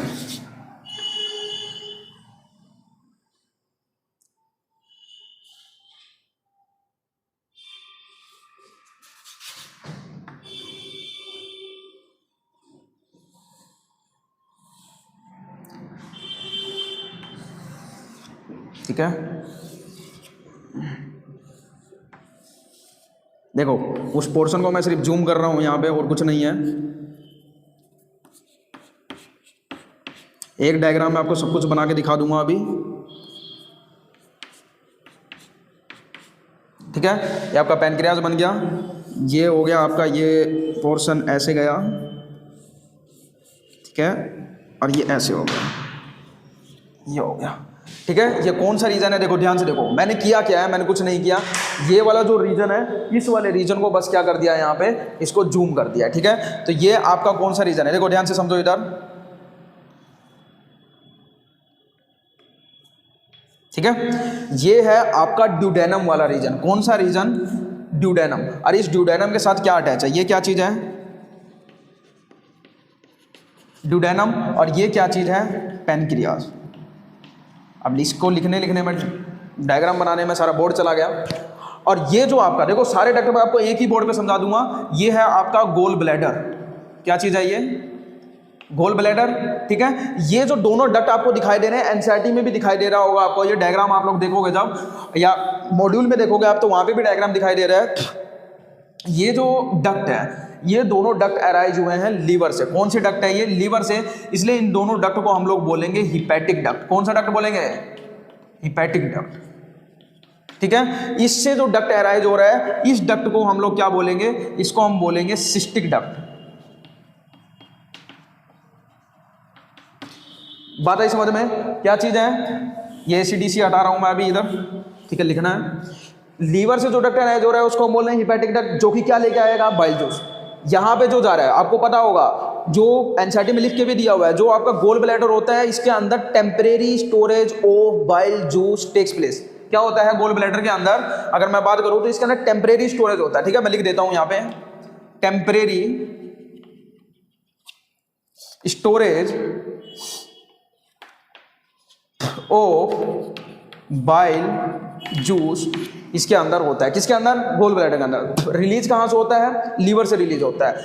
ये हिपैटिक डक्ट और सिस्टिक डक्ट, इन दोनों डक्ट को मिला के हम लोग बोलते हैं क्या चीज? इन दोनों डक्ट को मिला के हम लोग बोलते हैं कॉमन बाइल डक्ट, ठीक है। हिपैटिक डक्ट और सिस्टिक डक्ट दोनों को मिला के क्या बोल रहे हैं? Common bile duct. अब एक चीज और देखो, ये दोनों बाइल जूस लेके आ रहे हैं कहां पे? पैनक्रियाज के डक्ट के पास। और यहाँ पे इन तीनों को मिला के ये दोनों तो यहाँ पे हो गया कॉमन बाइल डक्ट, यानी कॉमन बाइल जूस आ गया इससे। और यहाँ से जो रिलीज होगा वो क्या रिलीज होगा? पैनक्रियाज रिलीज करता है। ये पूरा का पूरा पैनक्रियाज है, पैनक्रिएटिक जूस क्या रिलीज करता है? ये pancreatic juice, common bile duct plus pancreatic duct. ध्यान से देखो, कॉमन बाइल डक्ट प्लस ये वाला जो डक्ट है, ये बीच में आपको दिखाई दे रहा है, इस डक्ट को मिला के, पैनक्रिएटिक डक्ट को मिला के हम लोग क्या बोलते हैं? इन दोनों डक्ट को मिला के, common bile duct plus pancreatic duct को मिला के हम लोग बोलते हैं हिपैटो पैनक्रिएटिक डक्ट। क्या बोलते हैं हम इसको? Hepato pancreatic duct. इसको रफ कर दिया जाए, ठीक है, हो गया बस, इसकी जितनी जरूरत थी। इन दोनों को मिला के हम लोग क्या बोलते हैं? इसको बोल के मिला के बोलते हैं हम लोग हिपैटो पैनक्रिएटिक डक्ट। क्लियर है सभी को? कुछ नहीं था, जो डक्ट लीवर से आया हिपैटिक डक्ट, जो गोल ब्लैडर से आया सिस्टिक डक्ट, ये भी बाइल जूस लेके आ रहा है, ये भी बाइल जूस लेके आ रहा है, इसलिए इन दोनों डक्ट को मिला के हम बोलेंगे क्या चीज? Common bile duct. और कॉमन बाइल डक्ट आगे जाके मिल जा रहा है किसके साथ? पैनक्रिएटिक डक्ट के साथ। तो इस common bile duct plus pancreatic duct को मिला के हम लोग क्या बोलेंगे? Hepato pancreatic duct. और अनिल सर से पानी भिजवा दीजिए सर, प्यास बहुत तेज लगी हुई है, ठीक है। ये किस को मिला के हम लोग क्या बोलेंगे? हिपैटो पैनक्रिएटिक डक्ट, जो कि क्या लेके आएगा? इधर से बाइल जूस भी लेके आ रहा है। कहां पे? ड्यूडेनम में। देखो ड्यूडेनम में क्या क्या आ रहा है? बाइल जूस आ रहा है, प्लस इसके अंदर यहां से पैनक्रिएटिक जूस भी आ रहा है। और बाइल जूस का कंपोजिशन मैंने आपको बता दिया। अब नेक्स्ट बोर्ड पे आपको पैनक्रिएटिक जूस का कंपोजिशन बताता हूं। Thank you sir.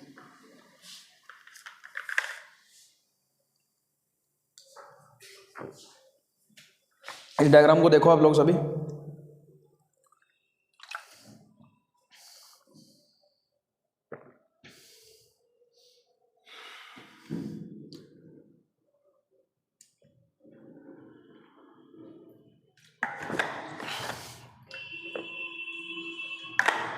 क्लियर इतना?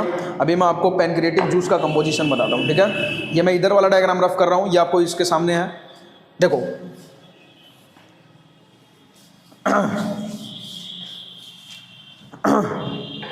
ये क्या चीज आपका? Hepato pancreatic duct. और एनसीईआरटी में एक बात और लिख के दी हुई है कि हिपैटिक पैनक्रिएटिक डक्ट जो होता है, कौन सा डक्ट? Hepato pancreatic duct. जैसे मैंने आपको बताया था, ईसोफेगस जो था, ईसोफेगस की जो ओपनिंग थी स्टमक के अंदर, इसको यहाँ पे एक डक्ट रेगुलेट कर रहा था, जिस डक्ट को हम लोग क्या बोल रहे थे? Gastro-oesophageal sphincter. वैसे ही यहाँ पे जो डक्ट होता है, इसको जो रेगुलेट करता है, जो स्फिंक्टर जो होता है यहाँ पे जो रेगुलेट करता है, उसको हम बोलते हैं स्फिंक्टर ऑफ ओडी, जो कि हर बार क्वेश्चन पूछा जाता है। क्या बोला जाता है इसको? Sphincter of ODI. बता रही है समझ में? ये आपको याद रखना है। वैसे अगर एडवांस लेवल की बात करें, अभी आपके काम की चीज़ नहीं है इसलिए नहीं बता रहे। स्फिंक्टर ऑफ बॉयडन भी होता है, ठीक है, तो वो अभी नहीं बता रहे आपको, बस आपको ये याद रखना है क्या चीज़ है? स्फिंक्टर ऑफ ओडाई, क्योंकि एनसीईआरटी में मेंशन है। क्लियर है इतना? अब मैं बात करूँगा पैनक्रिएटिक जूस के कंपोजिशन की। बाइल जूस का कंपोजिशन हमने देख लिया, क्या चीज़? Composition of pancreatic juice. तो पैनक्रियाटिक जूस के अंदर देखो होता क्या क्या है। पार्ट 1 में आपको बता दिया था मैंने 2 चीज़ें, आप जो जाके वीडियो देख सकते हो आप लोग, कि कौन जो होता है जो एंजाइम रिलीज करता है उसको हम लोग क्या बोलते हैं, और जो हार्मोन रिलीज करता है उसको हम लोग क्या बोलते हैं। तो एक्सोक्राइन ग्लैंड हमेशा एंजाइम रिलीज करता है और जो एंडोक्राइन ग्लैंड होता है वो हार्मोन रिलीज करता है। लेकिन पैनक्रियाज के बारे में एक फैक्चुअल थिंग ये है कि पैनक्रियाज एंजाइम भी रिलीज करता है और हार्मोन भी रिलीज करता है, इसलिए हम इसको हेट्रोक्राइन ग्लैंड बोलते हैं। क्या बोलते हैं हम इसको? पैनक्रियाज को हेट्रोक्राइन ग्लैंड भी बोला जाता है। पैनक्रियाज को, ये आप लोग स्टार करके लिख लेना, पैनक्रियाज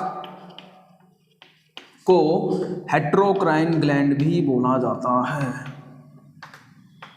क्यों बोला जाता है? क्योंकि it is the only gland in your body जो कि क्या रिलीज करता है, ये एंजाइम भी रिलीज करता है। मैंने पार्ट 1 में बताया था आपको कि एंजाइम कौन रिलीज करता है, एक्सोक्राइन ग्लैंड, ठीक है, प्लस ये हार्मोन भी रिलीज करता है। लेकिन मैं अभी इसके एंजाइम वाले पोर्शन की बात कर रहा हूं, फिर हार्मोन वाले पोर्शन की भी बात कर रहा हूं। देखो समझो एक चीज, पैनक्रियाज के अंदर, मैं कंपोजिशन से पहले चलो बता देता हूं आपको,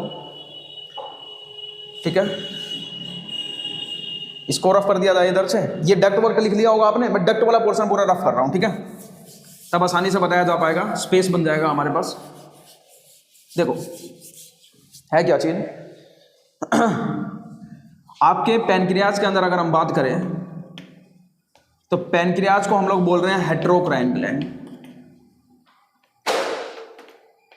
रीजन एकमात्र कि ये एक्सोक्राइन की तरह भी बिहेव करता है और एंडोक्राइन की तरह भी बिहेव करता है। किसकी तरह बिहेव करता है ये? एक्सोक्राइन प्लस एंडोक्राइन, ठीक है। एक्सोक्राइन के लिए जो सेल होते हैं उसके लिए उसको हम बोलते हैं एक्सोक्राइन ग्लैंड। तो कोई ना कोई ग्लैंड क्या होता है, ग्रुप ऑफ सेल जो कि केमिकल रिलीज करते हैं, इस ग्रुप ऑफ सेल को हम कहते हैं एक्नी। क्या कहते हैं? एक्नी, ठीक है। एक्सोक्राइन ग्लैंड और एंडोक्राइन ग्लैंड, तो इसके अंदर जो इसका पोर्शन है पैनक्रियाज का, वो पोर्शन जो कि क्या रिलीज कर रहा है, जैसे ये है एक्नी, सब जो मैं इसके ऊपर ऐसे बना रहा हूं अभी, ये सब क्या है? एक्नी है, ठीक है, जो कि क्या रिलीज करने वाले हैं? Acne will release enzyme. क्या रिलीज करेंगे ये सब? एंजाइम। बात आ रही है समझ में? प्लस ये जो एक्नी है, इनके बीच में जो सेल होते हैं, ग्रुप ऑफ सेल जो इनके बीच में होते हैं, जो मैंने यहां पे बनाया ऐसे करके, इनको हम कहते हैं आइसोलेट ऑफ लैंगरहैंस। क्या बोलते हैं? एंडोक्राइन ग्लैंड में जो कि सिक्रेट करेगा उसको, उस सेल को हम बोलते हैं आइसोलेट्स ऑफ लैंगरहैंस। बात आ रही है समझ में? आइसोलेट ऑफ लैंगरहैंस और दूसरा एंजाइम। अब पैनक्रियाज का जो एक्सोक्राइन पोर्शन है, मैं सिर्फ उसकी बात करता हूं, सिर्फ इस वाले पोर्शन को देखो। इसके अंदर जो एंजाइम प्रेजेंट होते हैं, कौन कौन से एंजाइम होता है? इसके अंदर ट्रिप्सिनोजन एंजाइम होता है। कौन सा एंजाइम? ट्रिप्सिनोजन, ठीक है। दूसरा जो इसमें एंजाइम होता है कीमोट्रिप्सिनोजन,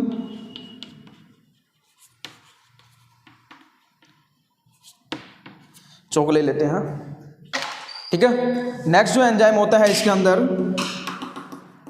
प्रोकार्बोक्सी पेप्टिडेज, ठीक है। नेक्स्ट नंबर पे जो इसके अंदर एंजाइम होता है वो होता है इसमें अमाइलेज। 5th नंबर पे जो इसमें एंजाइम होता है लाइपेज, और 6th नंबर पे जो इसमें एंजाइम होता है न्यूक्लियस। क्लियर है? ओनली 6 एंजाइम आपको नाम याद रखना है, trypsinogen, chymotrypsinogen, procarboxypeptidase, amylase, lipase, nucleus. बात खत्म। वहीं बात करें इसके आइसोलेट ऑफ लैंगरहैंस के अंदर, तो इसके अंदर जो सेल होते हैं, एक इसमें अल्फा सेल होता है जो कि रिलीज करता है ग्लूकागोन हार्मोन। कौन सा हार्मोन? ग्लूकागोन हार्मोन, ठीक है। दूसरा जो हार्मोन जो सेल होता है इसमें बीटा सेल, आई थिंक आपको दिखाई दे रहा होगा, हो सकता है नहीं भी दिखाई दे, तो मैं इसको रफ करके लिखूंगा, ठीक है। जो बीटा सेल होता है वो रिलीज करता है इंसुलिन हार्मोन, ठीक है। और एक डेल्टा सेल और होता है जो कि रिलीज करता है सोमैटोस्टेटिन हार्मोन, ठीक है। ग्लूकागोन के बाद बीटा सेल, मैं नीचे लिखता हूं, इधर तो दिखाई देगा ना आपको। बीटा सेल क्या रिलीज करता है? Insulin hormone. अब वहीं अगर हम बात करें डेल्टा सेल की, तो ये जो हार्मोन रिलीज करता है इसको हम कहते हैं सोमैटोस्टेटिन, ठीक है, मैं सिर्फ बता रहा हूँ, आप लोग अपने आप लिख लेना। जो ग्लूकागोन होता है ये क्या करता है, आपके ब्लड में ग्लूकोज के लेवल को मेंटेन करता है। यानी आपने जो भी फूड खाया उस फूड में जितना भी ग्लूकोज था उस ग्लूकोज को सेल तक भेजने का जो काम करेगा वो कौन करेगा, ग्लूकागोन हार्मोन करेगा। बात आ रही है समझ में। वहीं इंसुलिन हार्मोन की बात करें तो ये क्या करता है, आपके सेल में जो आपका, देखो यहाँ पे क्या चीज़ है, पहले सारी चीज़ समझो। फूड जो भी खा रहे हो आप लोग, तो फूड खाए तो ग्लूकागोन हार्मोन क्या करेगा, जैसे ही ग्लूकोज गया उसको सेल तक भेज देगा। इंसुलिन क्या कर देगा, ब्लड में ग्लूकोज के लेवल को मेंटेन कर रहा है। दोनों के दोनों, यानी ये समझ सकते हो आप डायरेक्टली कि ग्लूकागोन और इंसुलिन दोनों ही आपके ब्लड में ग्लूकोज के लेवल को मेंटेन कर रहा है। एक बढ़ाता है एक कम करता है, बस यही फर्क होता है। ग्लूकागोन बढ़ाता है, शायद मैंने अभी गलत बोला हो सकता है। देखो क्या, ग्लूकागोन आपके ब्लड में ग्लूकोज के लेवल को बढ़ाता है, वहीं इंसुलिन आपके ब्लड में ग्लूकोज के लेवल को कम करता है। देखो इसको मैं रफ कर दूं, अभी ध्यान से समझो, अभी मैं बता देता हूं आपको सारी चीजें। ये डायग्राम रफ कर रहा हूं, ये समझ में आया ना आपको। सारे डक्ट, हर डक्ट से एक question, hepatic duct, 60 duct, pancreatic duct, hepatopancreatic duct, बस खत्म। अभी देखो इधर, इसको मैं रफ कर रहा हूं, इस डायग्राम को। सारा का सारा सिक्रीशन कहां आ गया, एड्यूडेनम में। ये डायग्राम देखो, अभी मैं इसको रफ कर रहा हूं, इधर ध्यान दो। क्या बोला मैंने, ध्यान से समझो। पहला कौन सा था, इंसुलिन है ना, सॉरी ग्लूकागोन। ग्लूकागोन क्या करता है, देखो ग्लूकागोन क्या करता है, ब्लड में, ध्यान से समझो, ब्लड में ग्लूकोज को, ब्लड ग्लूकोज इंक्रीज, यानी ये आपके सेल से ब्लड लेके आएगा। सेल कौन से सेल से, लीवर सेल से, क्योंकि मैंने आपको बताया था लास्ट बोर्ड पे, जो आपका फूड स्टोर होता है, जो आपका ग्लूकोज स्टोर होता है वो कहाँ पे होता है, लीवर सेल में। यानी लीवर में, वो भी किस फॉर्म में, ग्लाइकोजन की फॉर्म में। किस फॉर्म में, ग्लाइकोजन की फॉर्म में। और इस ग्लाइकोजन को ब्रेक करके ये दोबारा ब्लड में ग्लूकोज लेके आएगा। कहाँ पे लेके आएगा, लीवर सेल से ब्लड में क्या लेके आएगा, ग्लूकोज। कौन लेके आएगा, ग्लूकागोन हार्मोन। कैसे लेके आएगा, ये ग्लाइकोजन का करवाएगा glycogenolysis. What is glycogenolysis? Glycogenolysis is the breakdown of glycogen into glucose. उसको हम बोलते हैं ग्लाइकोजिनोलिसिस। कुछ नहीं, बात इतना था कि ग्लाइकोजन है, ग्लाइकोजन क्या करेगा, ब्लड में ग्लूकोज के लेवल को इंक्रीज करेगा। तो इंक्रीज कैसे करेगा, ये जो आपका ग्लाइकोजन यानी जो ग्लूकोज था वो लीवर में ग्लाइकोजन के फॉर्म में स्टोर था, उसको ब्रेक करके ले आएगा कहाँ पे, ब्लड में। अल्टीमेटली आपके ब्लड में ग्लूकोज को बढ़ा रहा है, पहली। दूसरा चीज, दूसरा अगर हम बात करें इंसुलिन, तो इंसुलिन क्या करेगा, इंसुलिन आपके ब्लड में ग्लूकोज के लेवल को कम करेगा। Blood glucose level decrease. कैसे डिक्रीज करेगा, ये जो आपके ब्लड में ग्लूकोज होता है ये ग्लूकोज को ब्लड से भेज देगा कहाँ पे, ब्लड से ये भेज देगा सेल पे। यहाँ पे क्या हुआ, लीवर सेल से ब्लड में आया, यहाँ पे क्या हो रहा है, ब्लड से सेल में जा रहा है। तो अल्टीमेटली ब्लड में कम हो रहा है कि नहीं हो रहा है। इसलिए जिन लोगों को डायबिटीज होता है उसके केस में क्या होता है, ये इंसुलिन हार्मोन नहीं बनता है, तो उनको क्या लेना पड़ता है, इंजेक्शन लेना पड़ता है इंसुलिन का। ठीक है, डायबिटीज हो जाता है उनको। क्लियर है। और आपको डायबिटीज के बारे में क्लास 12th में चैप्टर 11 है बायोटेक्नोलॉजी प्रिंसिपल एंड प्रोसेस, उसके बाद बायोटेक्नोलॉजी एंड इट्स एप्लीकेशन। तो वहाँ पे भी आपको बायोटेक्नोलॉजी एंड इट्स एप्लीकेशन में भी पढ़ाया जाता है इंसुलिन के बारे में। ठीक है, अभी मैं बात नहीं करूँगा, इतनी एडवांस की चीज़ें हैं सारी। नेक्स्ट है सोमैटोस्टेटिन हार्मोन। सोमैटोस्टेटिन हार्मोन का काम क्या होता है, सोमैटोस्टेटिन हार्मोन का काम इतना होता है कि ये क्या करता है, इंसुलिन एंड ग्लूकागोन के सिक्रीशन को कम करता है। Insulin and glucagon secretion decrease करता है, बात कर रहा है। ठीक है, तो हमने एंडोक्राइन पोर्शन इसका देख लिया। एंडोक्राइन पोर्शन जिसके अंदर आइसोलेट ऑफ लैंगरेंस, यानी कुछ ऐसे सेल होते हैं जो कि कुछ ना कुछ रिलीज करेंगे, और वो जो भी रिलीज करेंगे उसको हम लोग क्या नाम देंगे, इसको हम लोग नाम देंगे हार्मोन्स। क्या नाम देंगे हम इसको, हार्मोन्स। और कौन कौन सा, alpha cell, beta cell, delta cell. Alpha cell will release glucagon, beta insulin and delta somatostatin. अब बात करेंगे trypsinogen, chymotrypsinogen, procarboxy, amylase, lipase, nuclease, इन सभी की। ठीक है, तो मैं इधर का पूरा रफ कर रहा हूं, आप लोग देख लो इसको।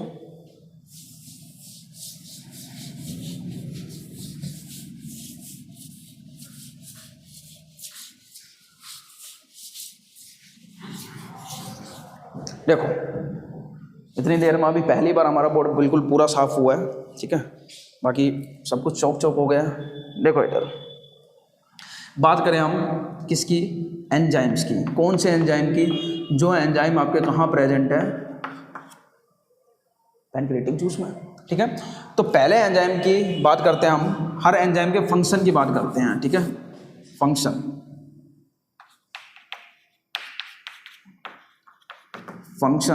ऑफ एंजाइम, ठीक है। देखो कुछ नहीं है एक चीज याद रखना, जो प्रोटीन का डाइजेशन होता है, किसका डाइजेशन, प्रोटीन का। देखो जितना भी जूस था, बाइल जूस मैंने आपको लास्ट डायग्राम में दिखाया था, बाइल जूस हो गया प्लस पैनक्रिएटिक जूस हो गया, सभी के सभी जूस अभी आ चुके हैं किस रीजन में, तो आपके इस वाले रीजन में आ चुके हैं, और ये वाला जो रीजन है ये ड्यूडेनम रीजन है। कुछ फैक्चुअल थिंग जो मैं आपको बता देता हूँ, सबसे ज़्यादा अगर डाइजेशन होता है, मैक्सिमम डाइजेशन, जो मैक्सिमम डाइजेशन होता है एलिमेंट्री कैनाल के, वो किस रीजन में होता है, वो इस रीजन में होता है, ड्यूडेनम रीजन के अंदर। कौन से रीजन में, ड्यूडेनम रीजन, ठीक है।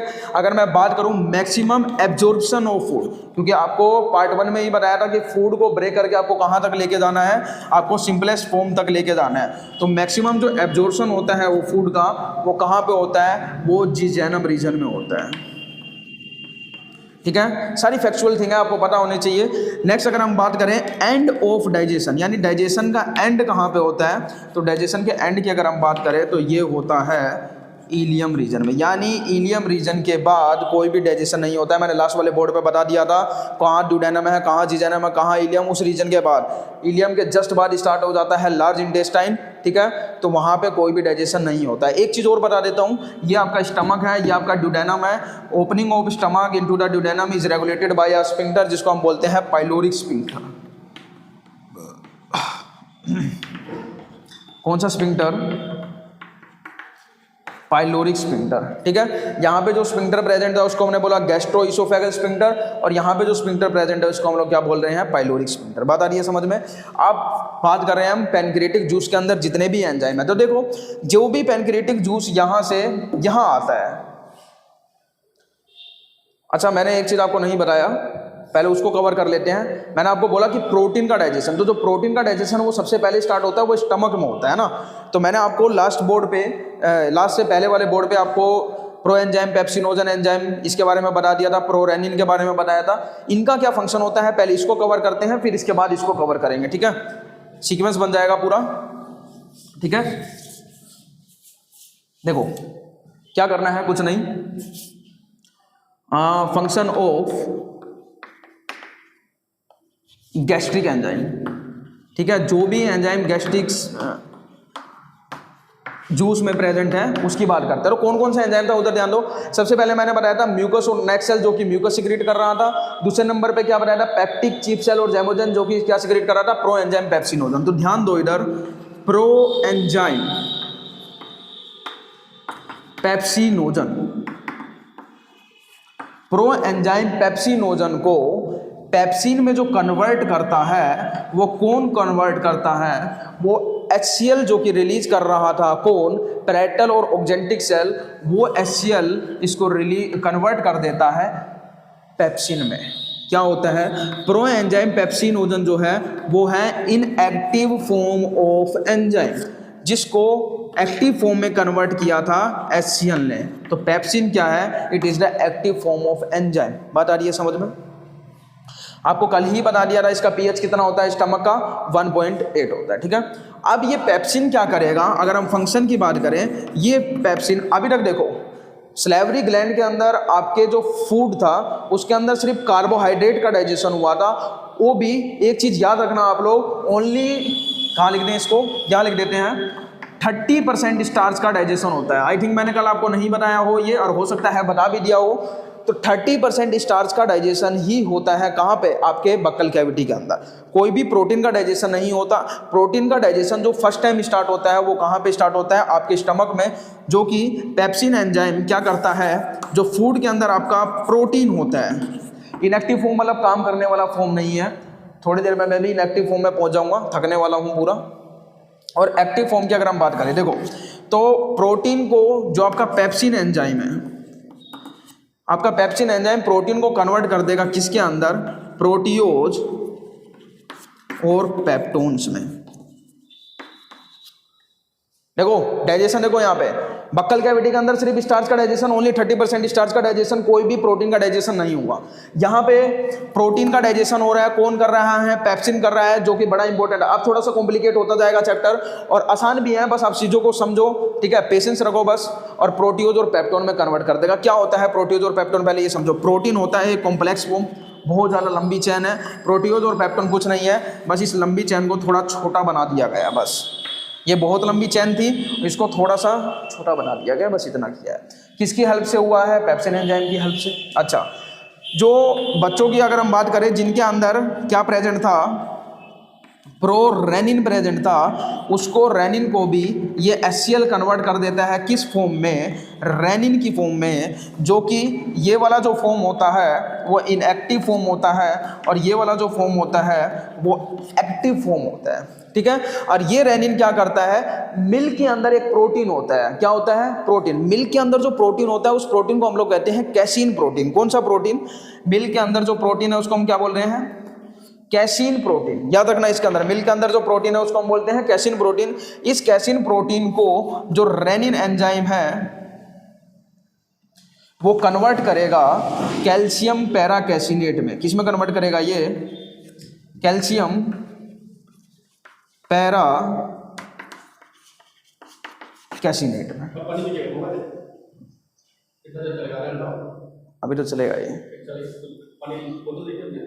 7 बजे तक देखते हैं, बाकी पार्ट 3 कर देंगे फिर इसका, काफ़ी बड़ा है। कोशिश करते हैं आज कितना हो जाए, शौक अंदर ज़्यादा के फेफड़ों में जम रहा है। ठीक है, हाँ वो बात सही है, कोशिश करते हैं, एनर्जी पूरी। ठीक है, कैसीन प्रोटीन जो कि आपके मिल्क में प्रेजेंट होता है उसको रेनिन कन्वर्ट कर देता है किसके अंदर? कैल्शियम पैराकैसिनेट के अंदर। मैं थोड़ा सा आपको बताता हूँ। देखो जो कैसीन प्रोटीन होता है ना, ये सोलूबल फॉर्म में प्रेजेंट होता है मिल्क के अंदर। किस फॉर्म में? सोलूबल फॉर्म में, ठीक है। और जो कैल्शियम पैराकैसिनेट होता है वो प्रेजेंट होता है इनसोलूबल फॉर्म में। यानी जो मिल्क के अंदर सोलूबल फॉर्म में एक कैसीन प्रोटीन प्रेजेंट था, इसको रेनिन कैल्शियम की हेल्प करके लेके कन्वर्ट कर देता है कैल्शियम पैराकैसिनेट में, जो कि क्या होता है? इनसोलूबल फॉर्म होता है।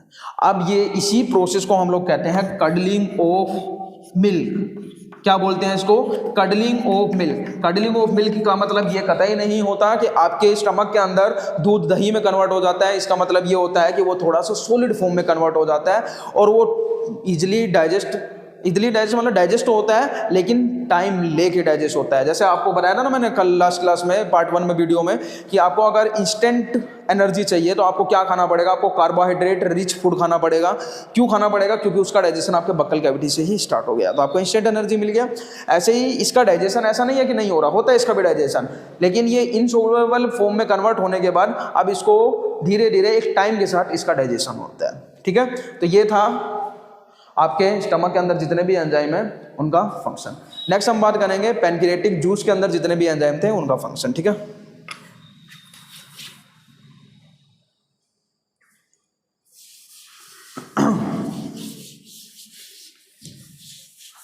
ले दीजिए पानी, पी लेते हैं हम भी।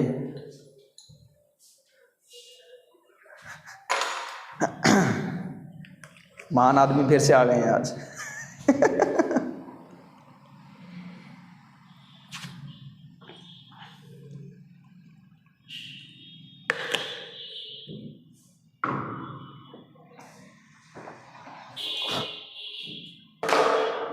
फोन क्या हो गया?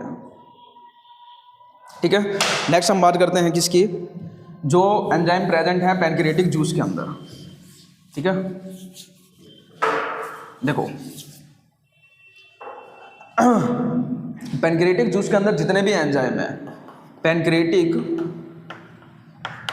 जूस के अंदर जितने भी एंजाइम है, इस एंजाइम को एक्टिवेट करने का जो काम करता है वो करता है एंटेरोकाइनेज। किस चीज़ को? एंजाइम को। एंजाइम को एक्टिवेट करता है एंटेरोकाइनेज। कौन से एंजाइम की अगर हम बात करें तो ये मेनली जो कन्वर्ट करता है ट्रिप्सिनोजन को। आपका एनसीईआरटी में लिख के दिया हुआ है जो लाइन, वो उसको मैं अभी रिपीट करूंगा। ट्रिप्सिनोजन को enterokinase with the help of calcium convert कर देता है ट्रिप्सिन के अंदर, ठीक है। और ये ट्रिप्सिन क्या करता है, देखो आपको मैंने बताया था पैनक्रियाटिक जूस के अंदर 6 एंजाइम, कौन कौन सा 6 एंजाइम आपको बताया, ट्रिप्सिनोजन,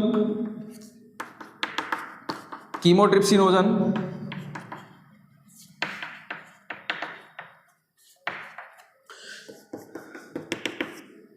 प्रो कार्बोक्सीपेप्टिडेज,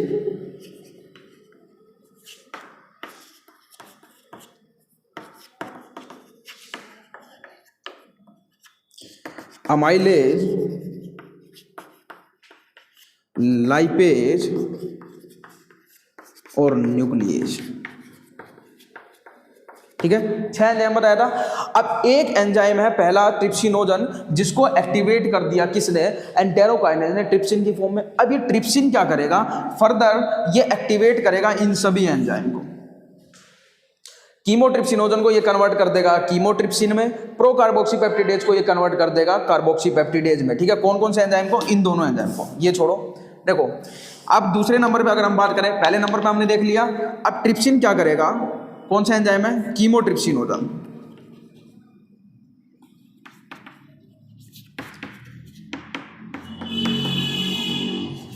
कीमोट्रिप्सिनोजन और प्रो कार्बोक्सीपेप्टिडेज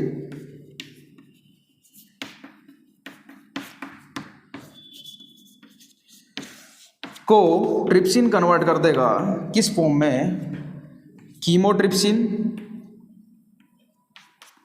जो कि एक्टिव फॉर्म ऑफ एंजाइम है, और कार्बोक्सीपेप्टिडेज जो also active form of enzyme है। बात आ रही है समझ में, क्लियर है। कुछ नहीं हुआ, ये आपको थोड़ा सा कॉम्प्लिकेट लग रहा होगा। ट्रिप्सिनोजन है, ये कन्वर्ट होएगा ट्रिप्सिन में, कौन कन्वर्ट करेगा इसको, इसको कन्वर्ट करेगा एंटेरोकाइनेज। फर्दर ये क्या करेगा, कीमोट्रिप्सिनोजन को ट्रिप्सिन कन्वर्ट कर देगा कीमोट्रिप्सिन में, और प्रो कार्बोक्सीपेप्टिडेज को कन्वर्ट कर देगा कार्बोक्सीपेप्टिडेज में। अब ये तीनों एंजाइम मिलके आपका एनसीईआरटी में दिया हुआ है, क्या चीज लिखा हुआ है, प्रोटीन, और प्रोटीन को ये रिएक्शन लिखा हुआ है इधर ट्रिप्सिन, कौन कौन से एंजाइम, ट्रिप्सिन, कीमोट्रिप्सिन और कार्बोक्सीपेप्टिडेज, कौन कौन सा, ट्रिप्सिन, कीमोट्रिप्सिन और कार्बोक्सी पेप्टिडेज, ये तीनों मिलके कन्वर्ट करेंगे किसको, ओनली प्रोटीन को नहीं। आपने देखा था स्टमक के अंदर क्या बना था, प्रोटीन को कन्वर्ट हो गया था प्रोटियोज और पेप्टोन में भी, यानी ये प्रोटीन, हालांकि एनसीईआरटी में प्रोटियोज और पेप्टोन साथ में नहीं लिखा होता है, लेकिन मैं बता रहा हूं आपको, देखो इधर प्रोटियोज प्लस पेप्टोन सभी को ये कन्वर्ट कर देंगे किस फॉर्म में, ये कन्वर्ट कर देंगे डाइपेप्टाइड में। एक आपको मैं ऐसी ट्रिक बता देता हूं, समझो। ड्यूडेनम रीजन में जो भी चीजें आ चुकी है उन सभी को, चाहे वो फैट आया हो, चाहे वो प्रोटीन आया हो, चाहे वो कार्बोहाइड्रेट आया हो, सभी को कन्वर्ट करना है डाई की फॉर्म में। किसकी फॉर्म में, डाई। जैसे अगर प्रोटीन है तो उसको डाइपेप्टाइड में कन्वर्ट कर देना है, फैट है तो डाइग्लिसराइड तक कन्वर्ट कर देना है, कार्बोहाइड्रेट है तो उसको किस में कन्वर्ट कर देना है, डाइसैकेराइड के अंदर, ठीक है। तो ये देखो डाइसैकेराइड के अंदर कन्वर्ट हुआ कि नहीं हुआ। नेक्स्ट जो बच गया अमाइलेज, देखो इधर पहला मैंने बता दिया, ये रिएक्शन मैं अभी रफ नहीं करूंगा, ये जो एक्टिवेशन फॉर्म है ये रफ कर रहा हूं, ये आपको पता भी होना चाहिए, ठीक है।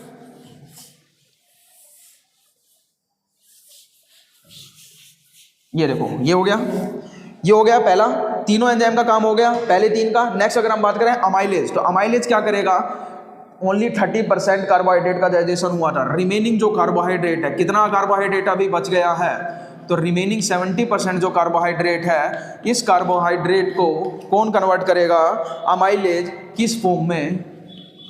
तो मैंने आपको पहले ही बताया कि जो आपका ड्यूडेनम रीजन है वहां तक सारी चीजें डाइसैकेराइड में कन्वर्ट हो जाएगी, ठीक है। डाई की फॉर्म में कन्वर्ट कर देना है, तो ये आपका कन्वर्ट हो जाएगा किस फॉर्म में, डाइसैकेराइड की फॉर्म में।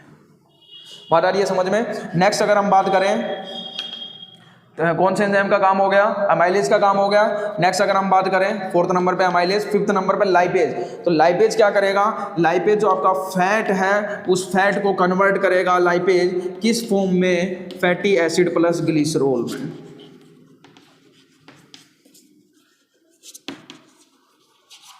ठीक है। हालांकि ये एनसीईआरटी में लिखा हुआ है, ठीक है। फैटी एसिड ग्लिसरॉल में नहीं कर पाता है, वो डाइग्लिसराइड की फॉर्म में करता है। हालांकि सेम ही बात हो गया, क्योंकि देखो फैटी एसिड 1 यूनिट और ग्लिसरॉल 1 यूनिट, तो दोनों मिला के 2 यूनिट हुआ कि नहीं हुआ, और डाइग्लिसराइड भी क्या है 2 यूनिट है, इसलिए एनसीईआरटी में ये ऐसे मेंशन है, ठीक है। नेक्स्ट बात करें हम, क्या बच गया, न्यूक्लिएज। तो न्यूक्लिएज क्या करेगा, देखो अभी तक जो न्यूक्लिक एसिड था उसका डाइजेशन नहीं हुआ है, तो न्यूक्लिएज को कौन, नहीं न्यूक्लिक एसिड को, नॉट न्यूक्लिएज, न्यूक्लिक एसिड को न्यूक्लिएज कन्वर्ट करेगा किसकी फॉर्म में, न्यूक्लियोटाइड की फॉर्म में और न्यूक्लियोसाइड की फॉर्म में। अब जिन बच्चों को नहीं पता है what is nucleotide and nucleoside, वो आप पार्ट 1 देख सकते हैं। पार्ट 1 में मैंने सब कुछ बताया है, क्या होता है न्यूक्लियोटाइड, क्या होता है न्यूक्लियोसाइड, क्या होता है nitrogenous base, sugar, phosphate, everything हमने सब कुछ एक्सप्लेन किया, ठीक है, क्लियर है। तो ये आपके सामने है सारे के सारे पैनक्रिएटिक एंजाइम के काम, क्लियर, देख लो कुछ नहीं था। ट्रिप्सिन, कीमोट्रिप्सिन, प्रोकार्बोक्सी पेप्टिडेज, ये सभी के सभी मिलके क्या करेंगे, पहला एंजाइम ये, पहला रिएक्शन ये है, दूसरा ये है, तीसरा ये है, फोर्थ ये है, बस कुछ नहीं, ये डाइपेप्टाइड में कन्वर्ट कर देंगे। प्रोटीन का डाइपेप्टाइड में कन्वर्सन हो चुका है, कार्बोहाइड्रेट का डाइसैकराइड में कन्वर्सन हो चुका है, फैट का डाइग्लिसराइड में कन्वर्जन हो चुका है, और वही बात करें न्यूक्लिक एसिड तो न्यूक्लियोटाइड और न्यूक्लियोसाइड में कन्वर्जन हो चुका है। ये पैनक्रिएटिक एंजाइम का काम था। अब मैं यहीं पर आपको खत्म कर देता हूँ, क्या चीज़, पैनक्रिएटिक एंजाइम एक्ट होने के जस्ट बाद इसके ऊपर एक्ट करेगा क्या चीज़, आपका इंटेस्टिनल जूस। देखो इधर ध्यान से समझो, इसको मैं रफ नहीं कर रहा हूँ, जो आपका इंटेस्टिनल जूस होता है, ठीक है, इसके अंदर जो एंजाइम्स प्रेजेंट होते हैं वो 4 एंजाइम प्रेजेंट होते हैं। कौन एंजाइम, डाइसैकराइडेज, पहले नंबर पे डाइसैकराइडेज, दूसरे नंबर पे डाइपेप्टिडेज हो गया, तीसरे नंबर पे डाइग्लिसरीडेज, जिसको एनसीईआरटी में लिख के दिया हुआ है क्या चीज़, डायरेक्ट लिख के दिया हुआ है आपको लाइपेज, ठीक है। हालांकि यह है क्या चीज़, डाइग्लिसरीडेज, क्योंकि इनको तोड़ेगा, नॉर्मल सी बात है फैटी एसिड और ग्लिसरॉल में। क्या बच गया, डाइसैकराइड, डाइपेप्टाइड, डाइग्लिसरीडाइड, और 2 और एंजाइम की अगर हम बात करें तो इसी के अंदर है एक न्यूक्लियोटाइडेज और एक न्यूक्लियोसाइडेज।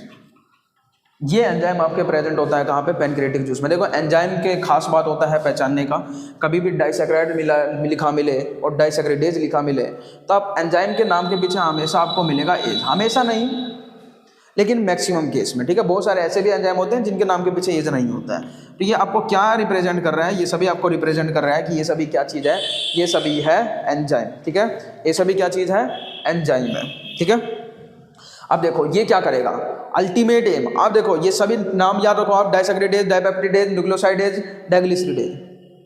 आपको कन्वर्ट किसको करना था, आपने देखा था कि आपको डाइजेशन की जरूरत क्या पड़ी, क्यों पड़ी। पार्ट 1 में मैंने आपको बताया कि आपको अल्टीमेटली जो स्मॉल इंटेस्टाइन है इन सब चीज़ों को एब्जॉर्व नहीं कर पा रहा है, तो स्मॉल इंटेस्टाइन इनको एब्जॉर्व कब करेगा, जब आपके डाइजेस्टिव सिस्टम के अंदर जितने भी जूस है वो इनको ब्रेक कर देगा। और किस फॉर्म में ब्रेक कर देगा, ग्लूकोज की फॉर्म में, अमाइनो एसिड की फॉर्म में, फैटी एसिड प्लस ग्लिसरॉल की फॉर्म में। देखो अभी इसका एब्जॉर्प्शन होगा, ये मैं रफ कर रहा हूँ। इधर 4 एंजाइम का काम कुछ नहीं है, डाइसैकराइड है, इधर डाइसैकराइड के ऊपर कौन सा एंजाइम एक्ट करेगा, डाइसैकराइडेज। देखो आसान हो रही है चीजें, और डाइसैकराइड इसको कन्वर्ट कर देगा, डाइसैकराइड को किस फॉर्म में, मोनोसैकराइड की फॉर्म में। और मोनोसैकराइड जैसे कि ग्लूकोज, कौन कौन सा डाइसैकराइड, अगर हम बात करें 3 डाइसैकराइड की बात कर लेते हैं। एक हम बात कर लेते हैं लैक्टोज की, ठीक है, लैक्टोज एक डाइसैकराइड है। दूसरा हम बात करते हैं माल्टोज की, और तीसरा हम लोग बात कर लेते हैं किसकी, सुक्रोज की, ठीक है। ये तीनों के तीनों क्या चीज है, ये तीनों के तीनों है डाइसैकराइड। इसको लैक्टोज को लैक्टेज एंजाइम कन्वर्ट करेगा किस फॉर्म में, ग्लूकोज प्लस ग्लैक्टोज में। इस पे क्वेश्चन पूछा जाता है, याद रखना, काफी बार पूछा जा चुका है इसके ऊपर क्वेश्चन। लैक्टोज को लैक्टेज किस में कन्वर्ट कर देता है, ग्लूकोज प्लस ग्लैक्टोज में। माल्टोज को माल्टेज एंजाइम कन्वर्ट कर देता है ग्लूकोज प्लस ग्लूकोज में। वहीं सुक्रोज को सुक्रेज एंजाइम, मैंने आपको पहले ही बताया था एंजाइम के नाम में आपको क्या मिलेगा, एज मिलेगा, ठीक है। तो ये डिफरेंस करने में हेल्प करेगा आपको इन दोनों को। तो सुक्रोज को सक्रेज कन्वर्ट करता है किसमें, ग्लूकोज प्लस फ्रक्टोज में। पूरा का पूरा आपका कार्बोहाइड्रेट का डाइजेशन कंप्लीट हो गया स्मॉल इंटेस्टाइन के जीजेनम रीजन के अंदर। अब इसका होगा एब्जॉर्प्शन। दूसरा फैटी एसिड और ग्लिसरॉल, जो मैंने बताया था ये किस फॉर्म में होता है, डाइग्लिसराइड की फॉर्म में है। इस डाइग्लिसराइड को कौन सा एंजाइम, लाइपेज एंजाइम या डाइग्लिसरीडेज एंजाइम कन्वर्ट करेगा दोबारा फैटी एसिड प्लस ग्लिसरॉल। और हमने चैप्टर का जो पार्ट 1 वीडियो बनाया था उसमें आपको बताया था कि फैट का अल्टीमेट जो फेट है वो फेट क्या है, फैट को कन्वर्ट करना है किसमें, फैटी एसिड प्लस ग्लिसरॉल में। वहीं अगर हम बात करें न्यूक्लियोटाइड, तो न्यूक्लियोटाइड को कौन सा, न्यूक्लियोटाइड को न्यूक्लियोटाइडेज एंजाइम कन्वर्ट कर देगा किसमें, न्यूक्लियोसाइड प्लस फॉस्फेट में। और इस न्यूक्लियोसाइड को और प्लस ये वाला भी न्यूक्लियोसाइड, जितना भी न्यूक्लियोसाइड बन गया है, इस न्यूक्लियोसाइड को न्यूक्लियोसाइडेज एंजाइम कन्वर्ट कर देगा किसमें, नाइट्रोजिनस बेस प्लस शुगर में। तो न्यूक्लियोसाइड किस चीज़ का बना होता है, नाइट्रोजिनस बेस प्लस शुगर का, कन्वर्ट हो गया nitrogenous base sugar plus phosphate. और डाईपेप्टाइड को कौन सा एंजाइम एक्ट करेगा, डाईपेप्टिडेज एंजाइम। कौन सा एंजाइम, डाईपेप्टिडेज एंजाइम। और ये इसको कन्वर्ट कर देगा किस फॉर्म में, अमाइनो एसिड की फॉर्म में। तो देखो सब सिंपलेस्ट फॉर्म में चेंज हो गया कि नहीं हो गया। मोनोसैकेराइड देखो उधर glucose, galactose, fructose, glucose, fatty acid, glycerol, nucleoside, phosphate, nitrogen, सब के सब किस फॉर्म में कन्वर्ट हो गए हैं, मोनो की फॉर्म में कन्वर्ट हो गए हैं। अब बताओ ये सभी के सभी एब्जॉर्बेबल फॉर्म है कि नहीं, क्या ये सभी के सभी एब्जॉर्ब हो पाएंगे, हाँ अब ये सभी के सभी एब्जॉर्ब हो पाएंगे। और इसका डाइजेशन कंप्लीट हो चुका है, बताया समझ में। अब इसका कुछ पोर्शन बचता है, ठीक है, काफ़ी थक गया हूँ मैं भी, आज के लिए इतना ही करते हैं। छोटा सा एक वीडियो और बनेगा इसका, जिसमें हम रिमेनिंग इसका पोर्शन जो है, रिमेनिंग एक दो जो टॉपिक है वो कवर कर लेंगे, ठीक है। आप लोग बाकी आज मॉड्यूल से क्वेश्चन लगाओ सभी, ठीक है। ये मॉड्यूल है आपका, इस मॉड्यूल के अंदर बहुत सारे क्वेश्चन दिए हुए हैं, तो इस मॉड्यूल में जितने भी क्वेश्चन आज लगा लो इसको। हो सके तो वीडियो बनने से पहले आप लोग क्वेश्चन लगा लोगे तो ज़्यादा आपको आसानी मिलेगी, ठीक है, क्योंकि आपके डाउट वीडियो में सोल्व हो जाएंगे सारी, ठीक है। तो आज के लिए इतना ही करते हैं। Thank you. चैनल को लाइक शेयर एंड सब्सक्राइब करते रहिए।